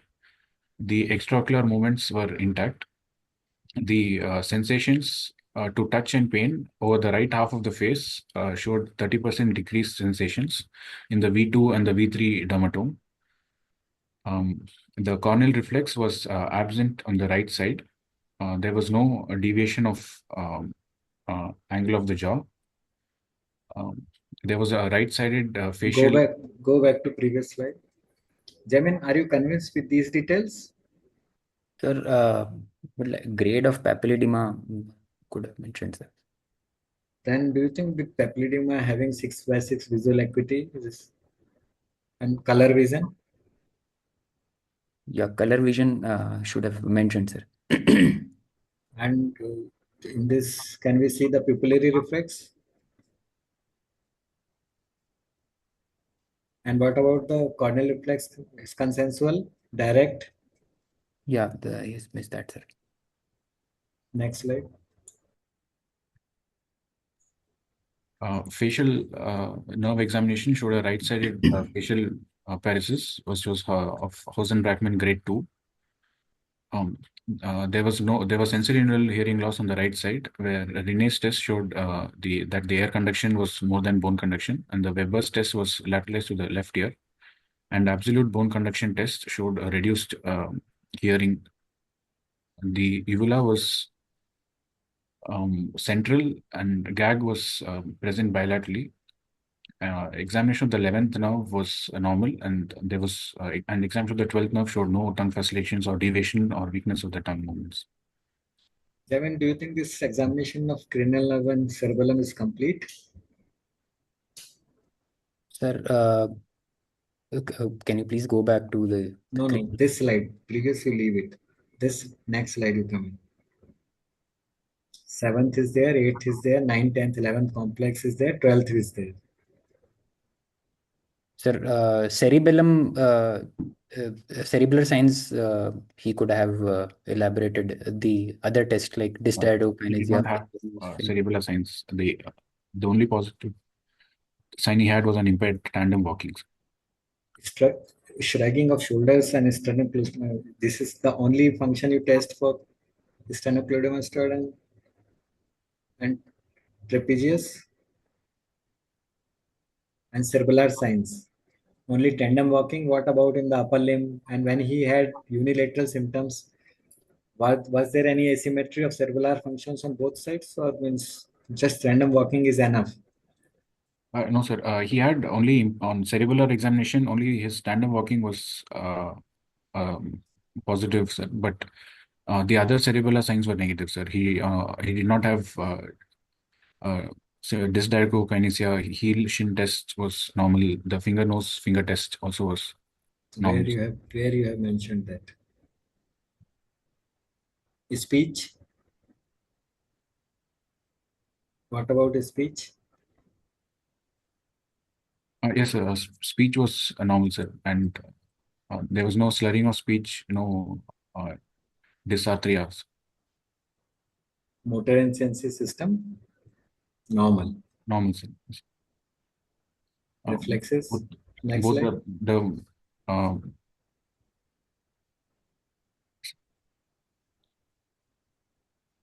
What about taste? Hello. Hello. Yes, sir. Sir, taste. Yes, sir. Sir, taste sensation was normal, sir. In the Meaning what you tasted and where you tasted.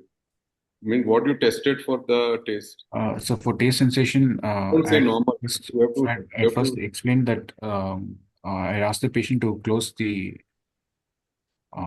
his eyes, and then I told him that I would place towards one half of the tongue in the anterior 1/3, anterior 2/3 of the tongue. I place And then this, he will tell what is the taste. sensation, and he Because would he has closed his eyes, he has to ask. tell now. Yes, No, sir. And Jamin? without him taking the tongue No, back into the mouth, once whether he he has was able to. closed, listen, man. Once he has closed his eyes, how will he tell the taste? He has to speak. You will close his eyes, or something different you will do for taste. You close the eyes for taste or for smell?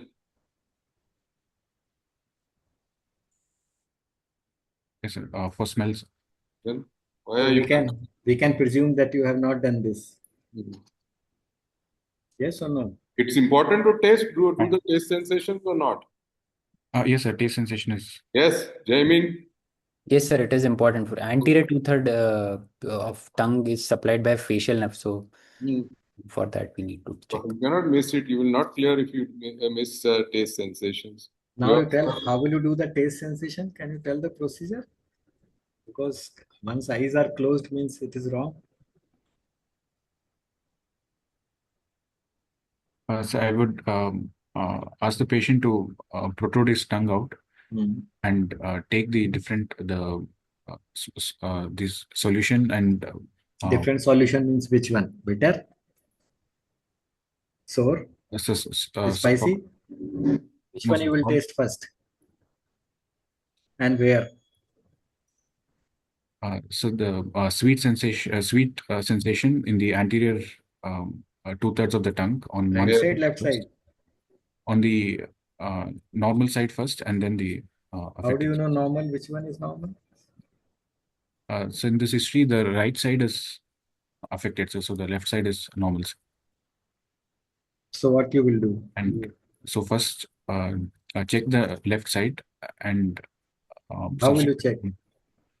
I would ask the patient to protrude his tongue out and then Hmm. place that solution on the anterior two-thirds, a few drops on the anterior two-thirds of the tongue, and tell the patient that without taking the tongue back into the mouth, Has to tell what it is. he has to he can show small No, you are supposed to make a chart. yes, sir, in a small Sweet, piece of paper, sour, and write bitter. different sensations, and then he would He's choose one of supposed them. to point with his finger. He can't talk and put his tongue out at the same time. No. Yes, sir. In different papers with different sensation be written, sir, and then he would point towards which. So if you have done it, you should have known how to do it. It means we can make out you have not done it. That's why. So in your tests for hearing, which is the first test you do before the Renes test?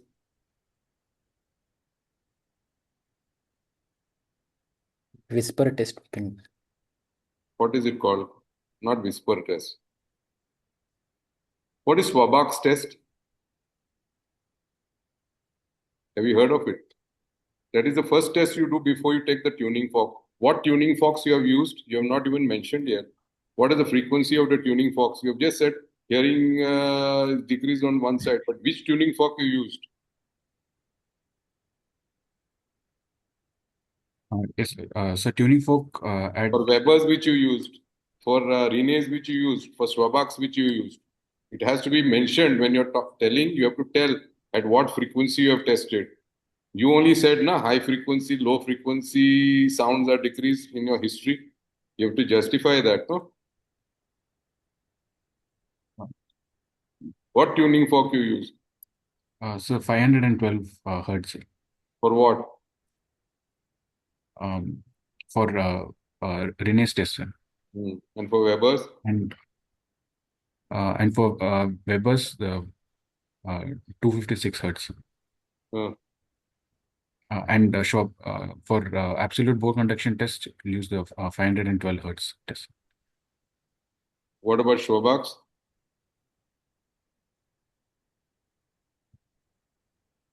What is Schwabach's test? You'll have to read, and that means you'll have not done if you have not read. You have to test your hearing with the patient's hearing first, no? You have to compare, no? What is the Schwabach's test? Jamin?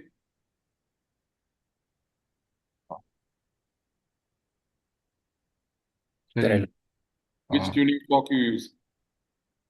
sir, for assessment of hearing, we'll prefer 512 hertz tuning fork. Hmm.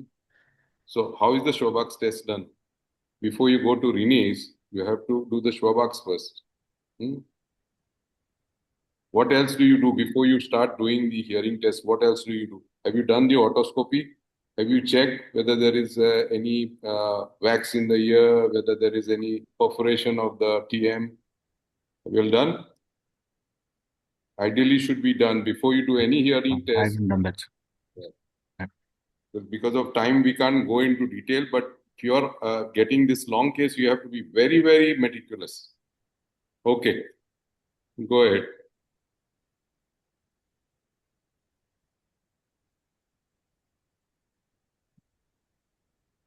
Now summarize your history examination in one line. You tell us the clinical substrate, the anatomical substrate, Uh, and the pathology. This is a 45-year-old gentleman who had presented with a right-sided sensory neural hearing loss with right-sided Progressive or unprogressive?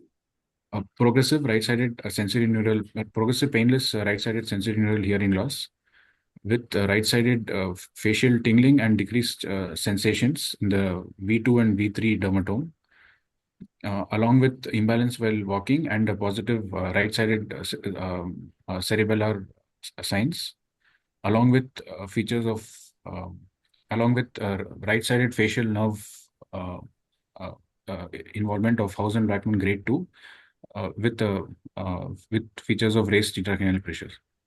Hmm.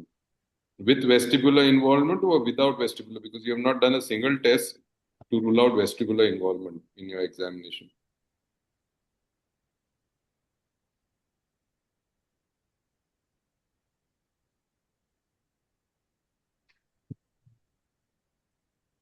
Jamin, what are the tests which you do for vestibular involvement? Sir, some I'm not sure about the procedure, but Fukuda test, then No, clinical tests. There are clinical tests and there are physiological tests which have to be done in the laboratory. Clinical is what? The stool. The stool test you don't know? Hmm? It's called the stool test. And what are the physiological tests? What is rotating drum test? What is electronystagmography? So these are the tests which are done in the laboratory, but you can do it bedside also, vestibular.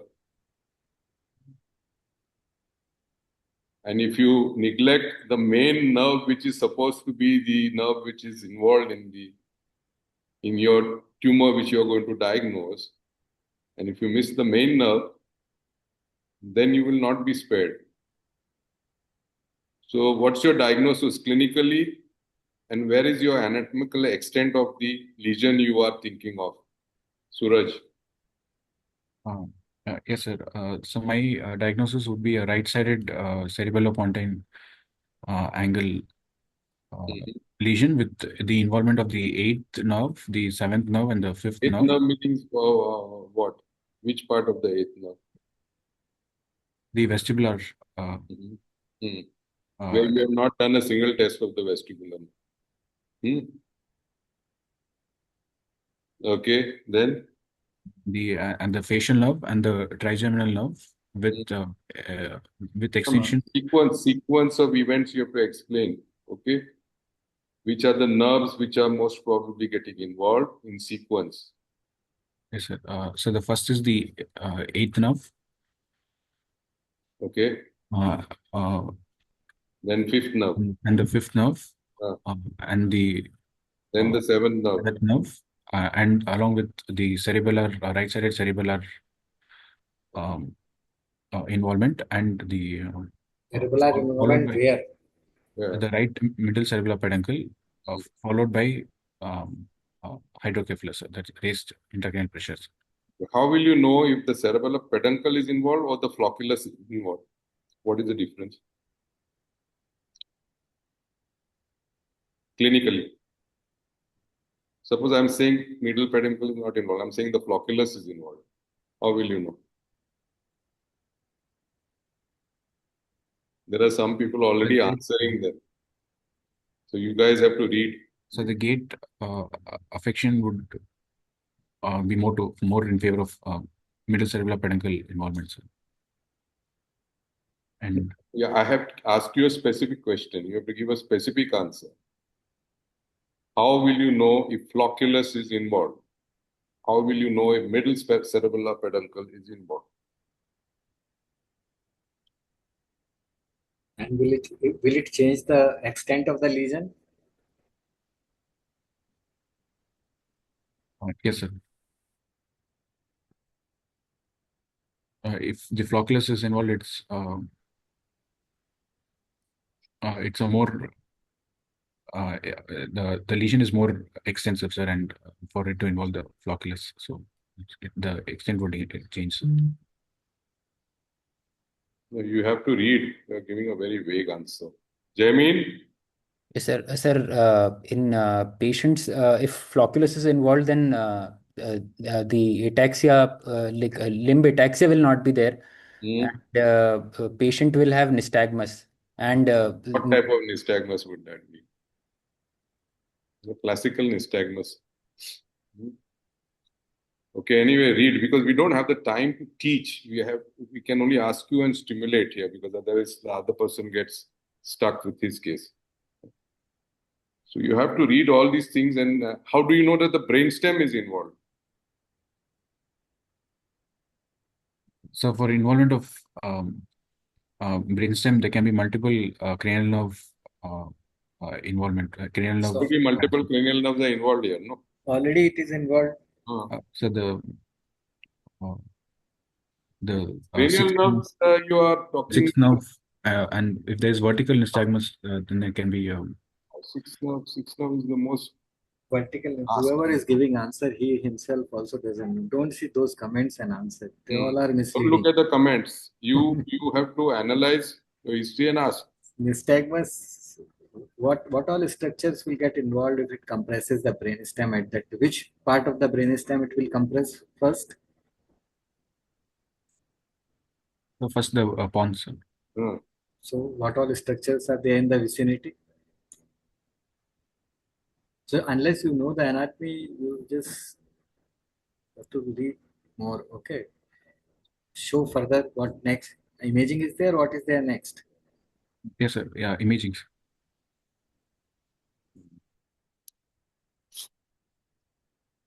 So this is a MRI imaging, a T2 weighted axial section, which is showing an heterogeneously T2 hyperintense lesion along with a T2 hyperintense lesion laterally to the lesion along the right CP angle cistern with an extension into the internal acoustic canal with a mass effect on the right middle on the right cerebral hemisphere, the right middle cerebellar peduncle. Superiorly, it is extending. Do you want to tell only one specific peduncle is getting compressed?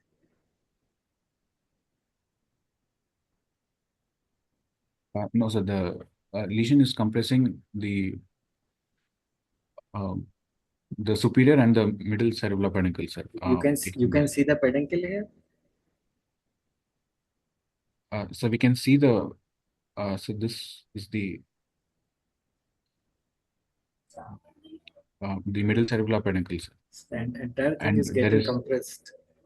Yes, sir. And there is a mass effect on the brainstem. The pons is compressed with compression, with effacement of the fourth ventricles.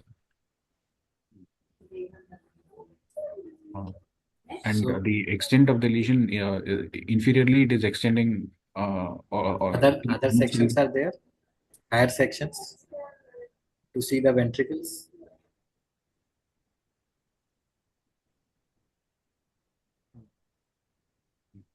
So the higher section I've not taken. Not included. Because the hydrocephalus is not much. Is it possible to have less hydrocephalus and the so big tumor and still the ventricles are not very large? Of course, it is large, but not very large. What we were Yes, expecting. yes, sir. Because it is a slow growing tumor, sir. That is the answer, or something else. Go to the Jamie? other one. Go to the other scan on your eggshell scan. Yeah. What you see something? Can you see something between the tumor and the brainstem? What is that?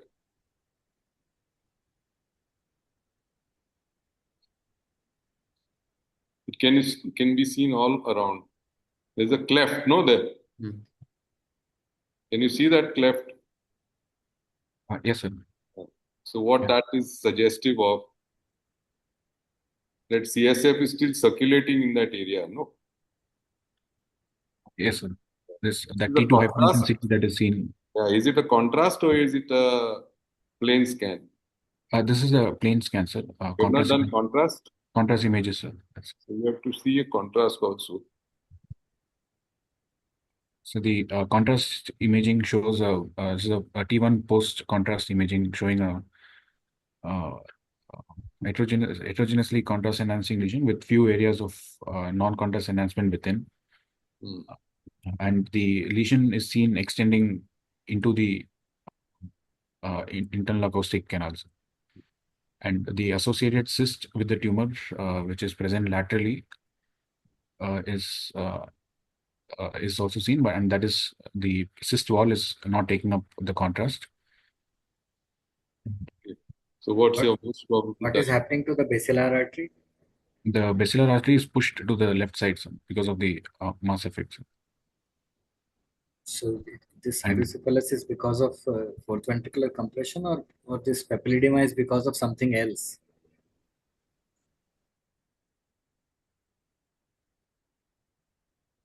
What are the other reasons for hydrocephalus in this CP angle tumors? One is because of your distortion from and blockage, acute blockage, or chronic blockage. What are the other reasons?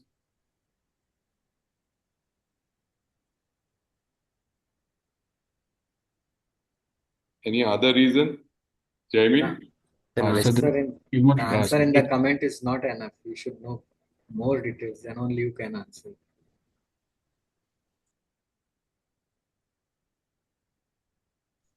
Any other sections you have taken? Is it a regular appearance of schwannoma, or it has a different characteristic what we routinely see or more commonly see? What is different in this tumor? so there is a tumor associated cyst that is present laterally, sir. And the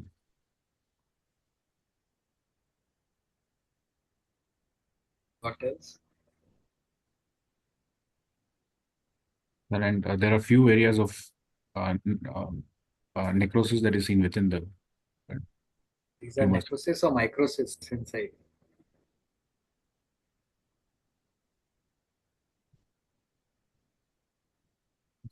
Microsis. So this And how the ancient schwannoma will look like on imaging, Jamin? sir, they will classically be dumbbell shaped, sir. Ancient schwannoma. What is ancient schwannoma? Not aware, sir.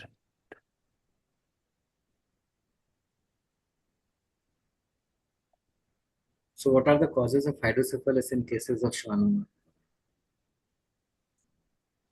CP angle schwannoma. That is your ask a question you can bring. Pathological types, you know? What are the pathological types? Do you know what is Antony A, Antony B type? What is Antony A? What is Antony B type? Cellular type. So if you know these types, then you'll know which will produce have a tendency to produce hydrocephalus. sir, Antony A type is more cellular variety, sir, where the cells are there's more tight packing of the cells, sir, within type. Whereas Antony B is the decreased cellular hypocellular variants. So where there would be more necrosis, which condition? In the A type, sir. Oh, A type. So this is A type or B type on pathology? So this would probably be A type, sir. Hmm. Is it easy to resect or difficult to resect this one? So this has a good CSF plane that was seen around the tumor, sir. Um, Go to and the that other would- scan, T2 scan you go. Can you see the edema in the hemisphere?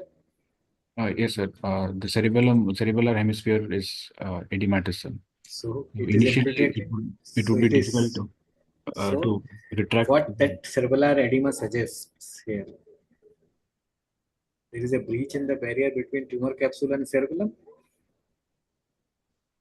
So it would indicate that there is because of the pressure, so the pressure because of the mass effect is causing the Edema. edema. Or it is having breach in the capsule or its vascularity because of that edema.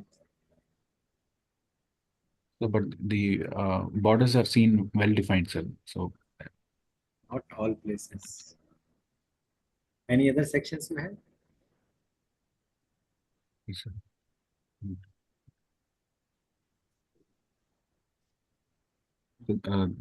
These many sections. Okay, before you do MRI, would you like to do an audiometry in this patient? And what would you see in the audiometry? Yes, sir. So first, I'd like to do a pure tone audiometry, sir, of the patient. In pure tone audiometry, What are the types of audiometry which are available as of today? Tell me. One is pure tone. What is impedance audiometry?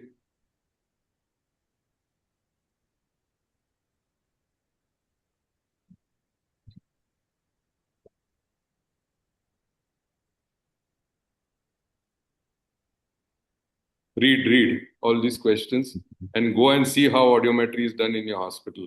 Spend some time with the audiometrist in your department. Go and sit there, see what are the types of audiometries which are done. It takes only one day. You will never forget if you go and see it. yes, sir. What is Baronese box?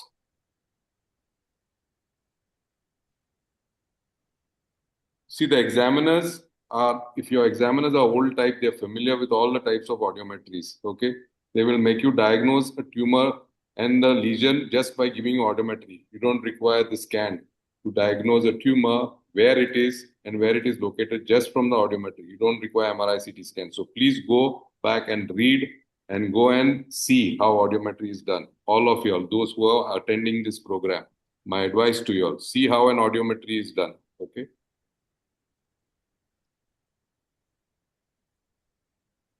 Why do you want the audiometry for you? Before you handle this case, why do you want audiometry? Harsh, is this a long case? Yes, sir. This is a long case. You tell us Yes, how much time we have? we have actually crossed the time limit since we were going on. Okay. Okay, so then I think we'll have to close, but because there are so many things to discuss. Yeah. Yeah. Yes, sir. So please read the audiometry. Audiometry will be asked. So what you would like to do for this patient? Somebody has written medical legal purpose. It's not only medical legal purpose. We need to ensure the serviceable hearing Correct. and the approach also, which approach we are going to adopt. Okay, it's not only the medical legal baseline you should have. That is okay. Sir, I would like to do a right-sided retromastoid suboccipital craniotomy and excision of the tumor with the seventh nerve monitoring. Hmm. And plan for a facial nerve preservation surgeries. This patient. Prior to this, I would explain the patient regarding the risks involved, the risks that can be involved with the seventh nerve. What is the size of the tumor? So this tumor was 3.8 centimeters. So almost 4 centimeters. Yes, sir. Okay. So why do you think you'll be able to save the facial nerve?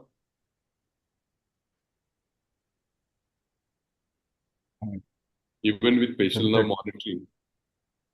Yes, I, You have to try Yeah. and save it, okay, as far Trying as to- possible. and- You have to also, if it is, if we are planning for a total excision, the chances the facial yeah. nerve would be. So you'll have to try and save the facial nerve, because today that's the goal. Yes, Okay, sir. what about hearing? Will you try and save the hearing? Because that you'll have to check on how much serviceable hearing is there. And that's why you have to do the audiometry, and you have to see the rule of, what is that rule called? 50-50 rule. I hope you all know it, and read if you all don't know. Yes, sir. SDS has to be, speech discrimination score has to be having the 50-50 rule of 50-50, which is serviceable. If it is not there, then there is no point in trying to save hearing. Anything else, or I think it's enough? What do you feel, Harsh? Sir, you, if you want, we can do the OSCE in 5 minutes. And Okay. So we'll do it, no problem. yeah, Suraj, can you unshare your screen, please? Yes, sir.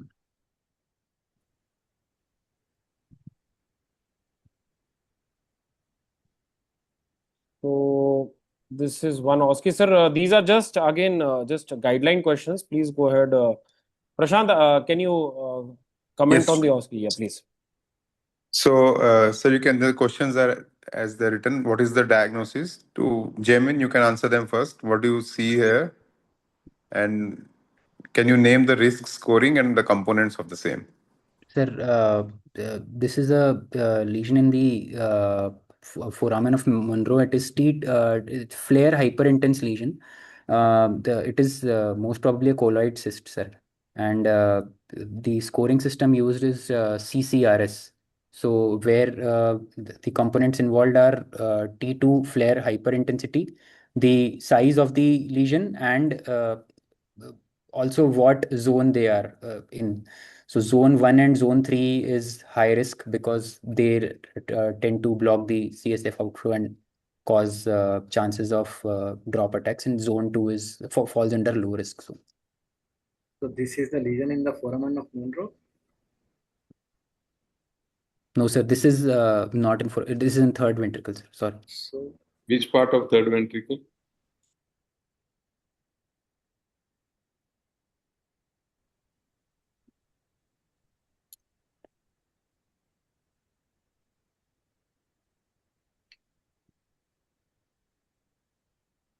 where the colloid cyst is attached. Jamin, I think they asked you a question. Which part of third ventricle? Not sure. Suraj? So the along the anterior 1/3, sir. Okay, 1/3 where? So you have to read it. Okay. Okay, we'll Next. go ahead. Can you play the video, Harsh? So, Dr. Suraj, what's your diagnosis? So And this the is a next question. cerebral angiogram showing a large ICA aneurysm, sir. A large distal ICA aneurysm. The balloon occlusion test is test which is done to see whether whether there is cross flow of blood to the opposite side. So the ICA on one side would be occluded, and then the patient would be monitored if there are whether he's developing deficits on the contralateral sides. Which side you'll occlude? Suppose you say aneurysm is on which side, right or left? You have not done an AP cut here. There is no AP cut. Where is the AP cut? The angio, does it have an AP cut? No, sir, it doesn't. These are the only. Yeah, it's important to give them everything. Yeah, yes, sir. Yes, sir. So the side of the pathology we would occlude and then see if. For how long it is occluded?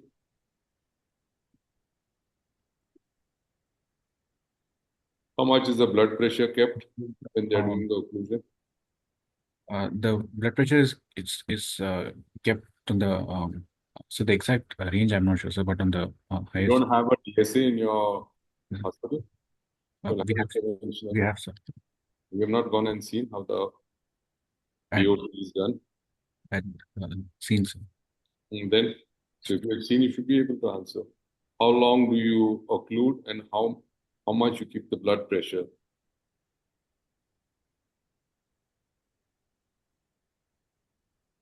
Okay, read it and go and see. What I would suggest all of you all is go and see all these things. Okay, so the other one is one second.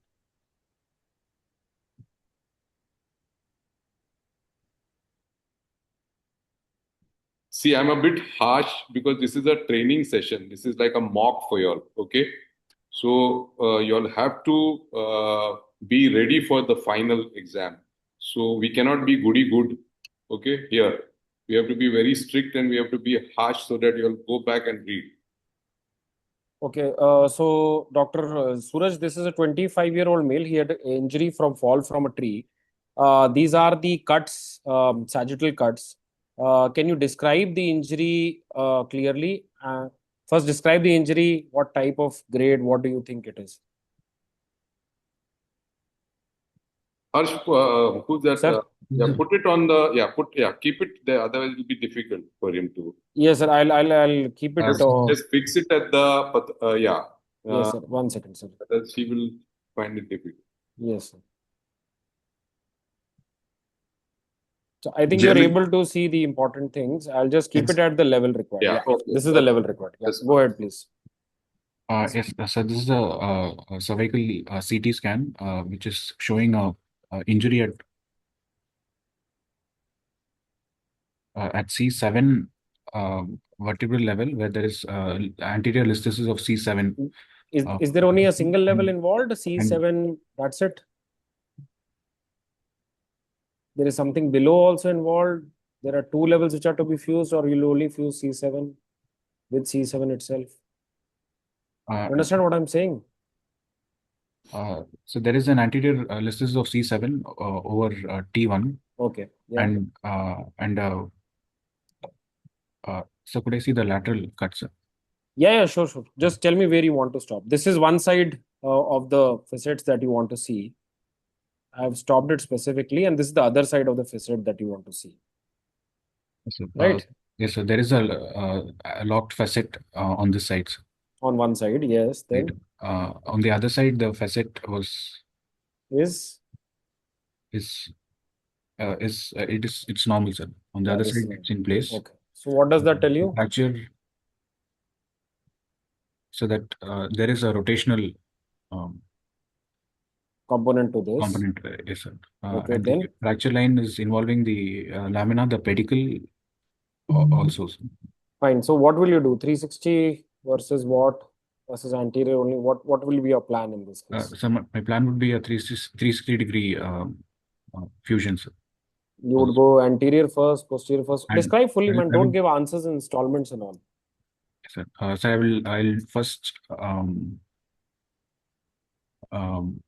would you like to know the motor status of the patient before you operate? Something else would you like to know before you decide? Yes, sir. If the patient is, see, I'll give you this patient is completely paraplegic. Would your answer change now? Yes, sir. The first I would counsel the relatives, saying that because he's an Asia A probably is an Asia A injury, the chances of recovery from this is very poor. No. I'm just asking if he's completely paraplegic, do you still want to do 360 or would you just do anterior and come out? Yes, sir. In completely paraplegic, we would only do an anterior. So these things you have to ask me, right? You cannot just blabber the answer. Okay. So in 360, what do you do? So in 360, I would go. First, I would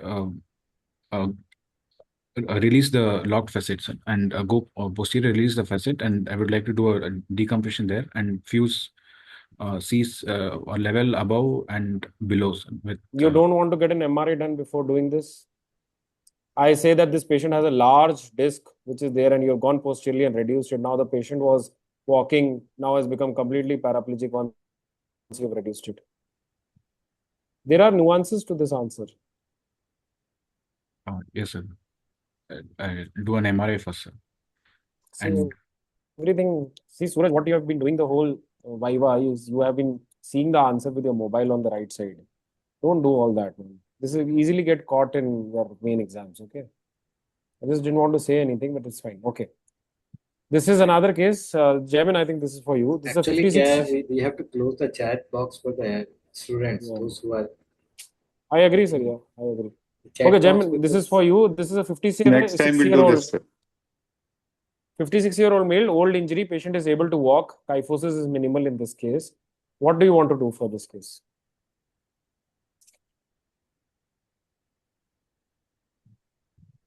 Sir, And how do you differentiate myelomalacia versus cord edema? First answer, what do you want to do for this case? If you want, I can run the video again. Please tell me where to stop whenever you want to stop.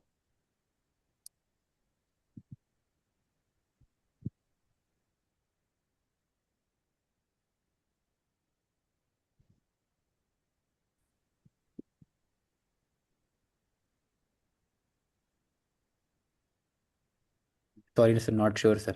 CT imaging, we can. CT shows segmental minimal OPLL calcified, very minimal. one question he asked, how will you differentiate cord edema Yeah. with myelomalacia? Dr. Suraj, you want to take this up? How old was the injury? Sir, this is more than 10 years old, sir. 10 years. Okay. Yes, sir. So that answer, so Varnam sir has already given you the answer, I mean. Come on now, guys. See, use a thinking process. Don't get blank. You should use a thinking process and use logic. You can pass exams with just logic. If you have knowledge, good enough knowledge and logic, you can get through your exams. Sir, if the injury is 10-year-old, then this is probably a myelomalacia, because in acute injuries, in T2, the edema will be hyper intense, but over a what one sequence do you see to differentiate myelomalacia versus edema? Since you want to take up the second question, let us do the second question first. What is the one sequence that you want to see?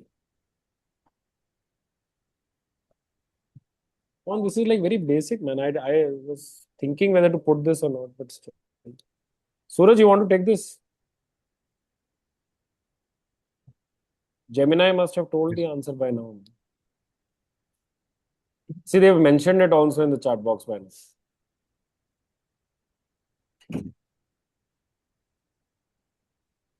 Okay, this patient is gradually deteriorating. He has a power of 4/5, then for 5-6 years he remains at 4/5, suddenly has a trivial fall, then deteriorates, then remains same for a very long time, then again has some small injury and then deteriorates again.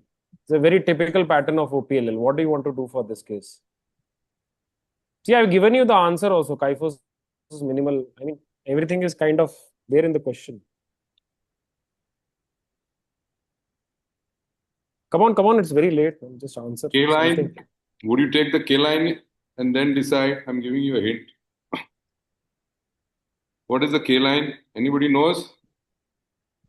That tells you to go anterior or posterior.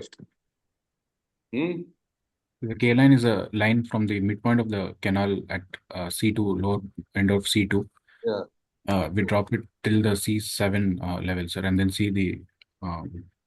So the spine here is lordotic or kyphotic? Lordotic, sir. So what is your approach? It is just a straightforward answer. It's a posterior approach. Yeah, chalo, good. Okay, fine. Sir, I think closing remarks for both the students. Yes, please go ahead. From Sir, both of you, sir. from both of you, sir. Both students or from us? Sir, you, from sir, you from to them, your sir, end. for the exams. Okay, see, I think you guys have to be well read, number one. There is no escape to that. No AI is going to help you when you are facing the examiners. Okay, please. And go to these places which I have told you, audiometry, the DSA lab, and go and witness. If you have not done it, at least you witness it and see how it is done, and you will remember all that for the rest of your life. You will not forget. Okay? If you try to read audiometry in the book, you will be confused. If you see how it is done, okay, it has to be seen and you have to understand what is done and you remember it. And keep reading, keep presenting to your seniors, and keep presenting to your juniors also. This is my opinion, and all the best for your exams. Thank you. And good organization by Harsh and Prashant. Very well organized. However, the thing is that we cannot teach in this session. We have to be only asking you to stimulate you all to read. That's what. Thank you, sir. Thank you. Amit, sir. I think that the standard performer which is being described in that Dijon, you cannot have shortcut for that. If you take the shortcuts, you are going to miss things. So you have to rehearse that performer again and again. Then only you have to just go with the standard approach. Just don't go with the diagnosis and shorten your details. So that is very important. Otherwise means it's okay. Sir.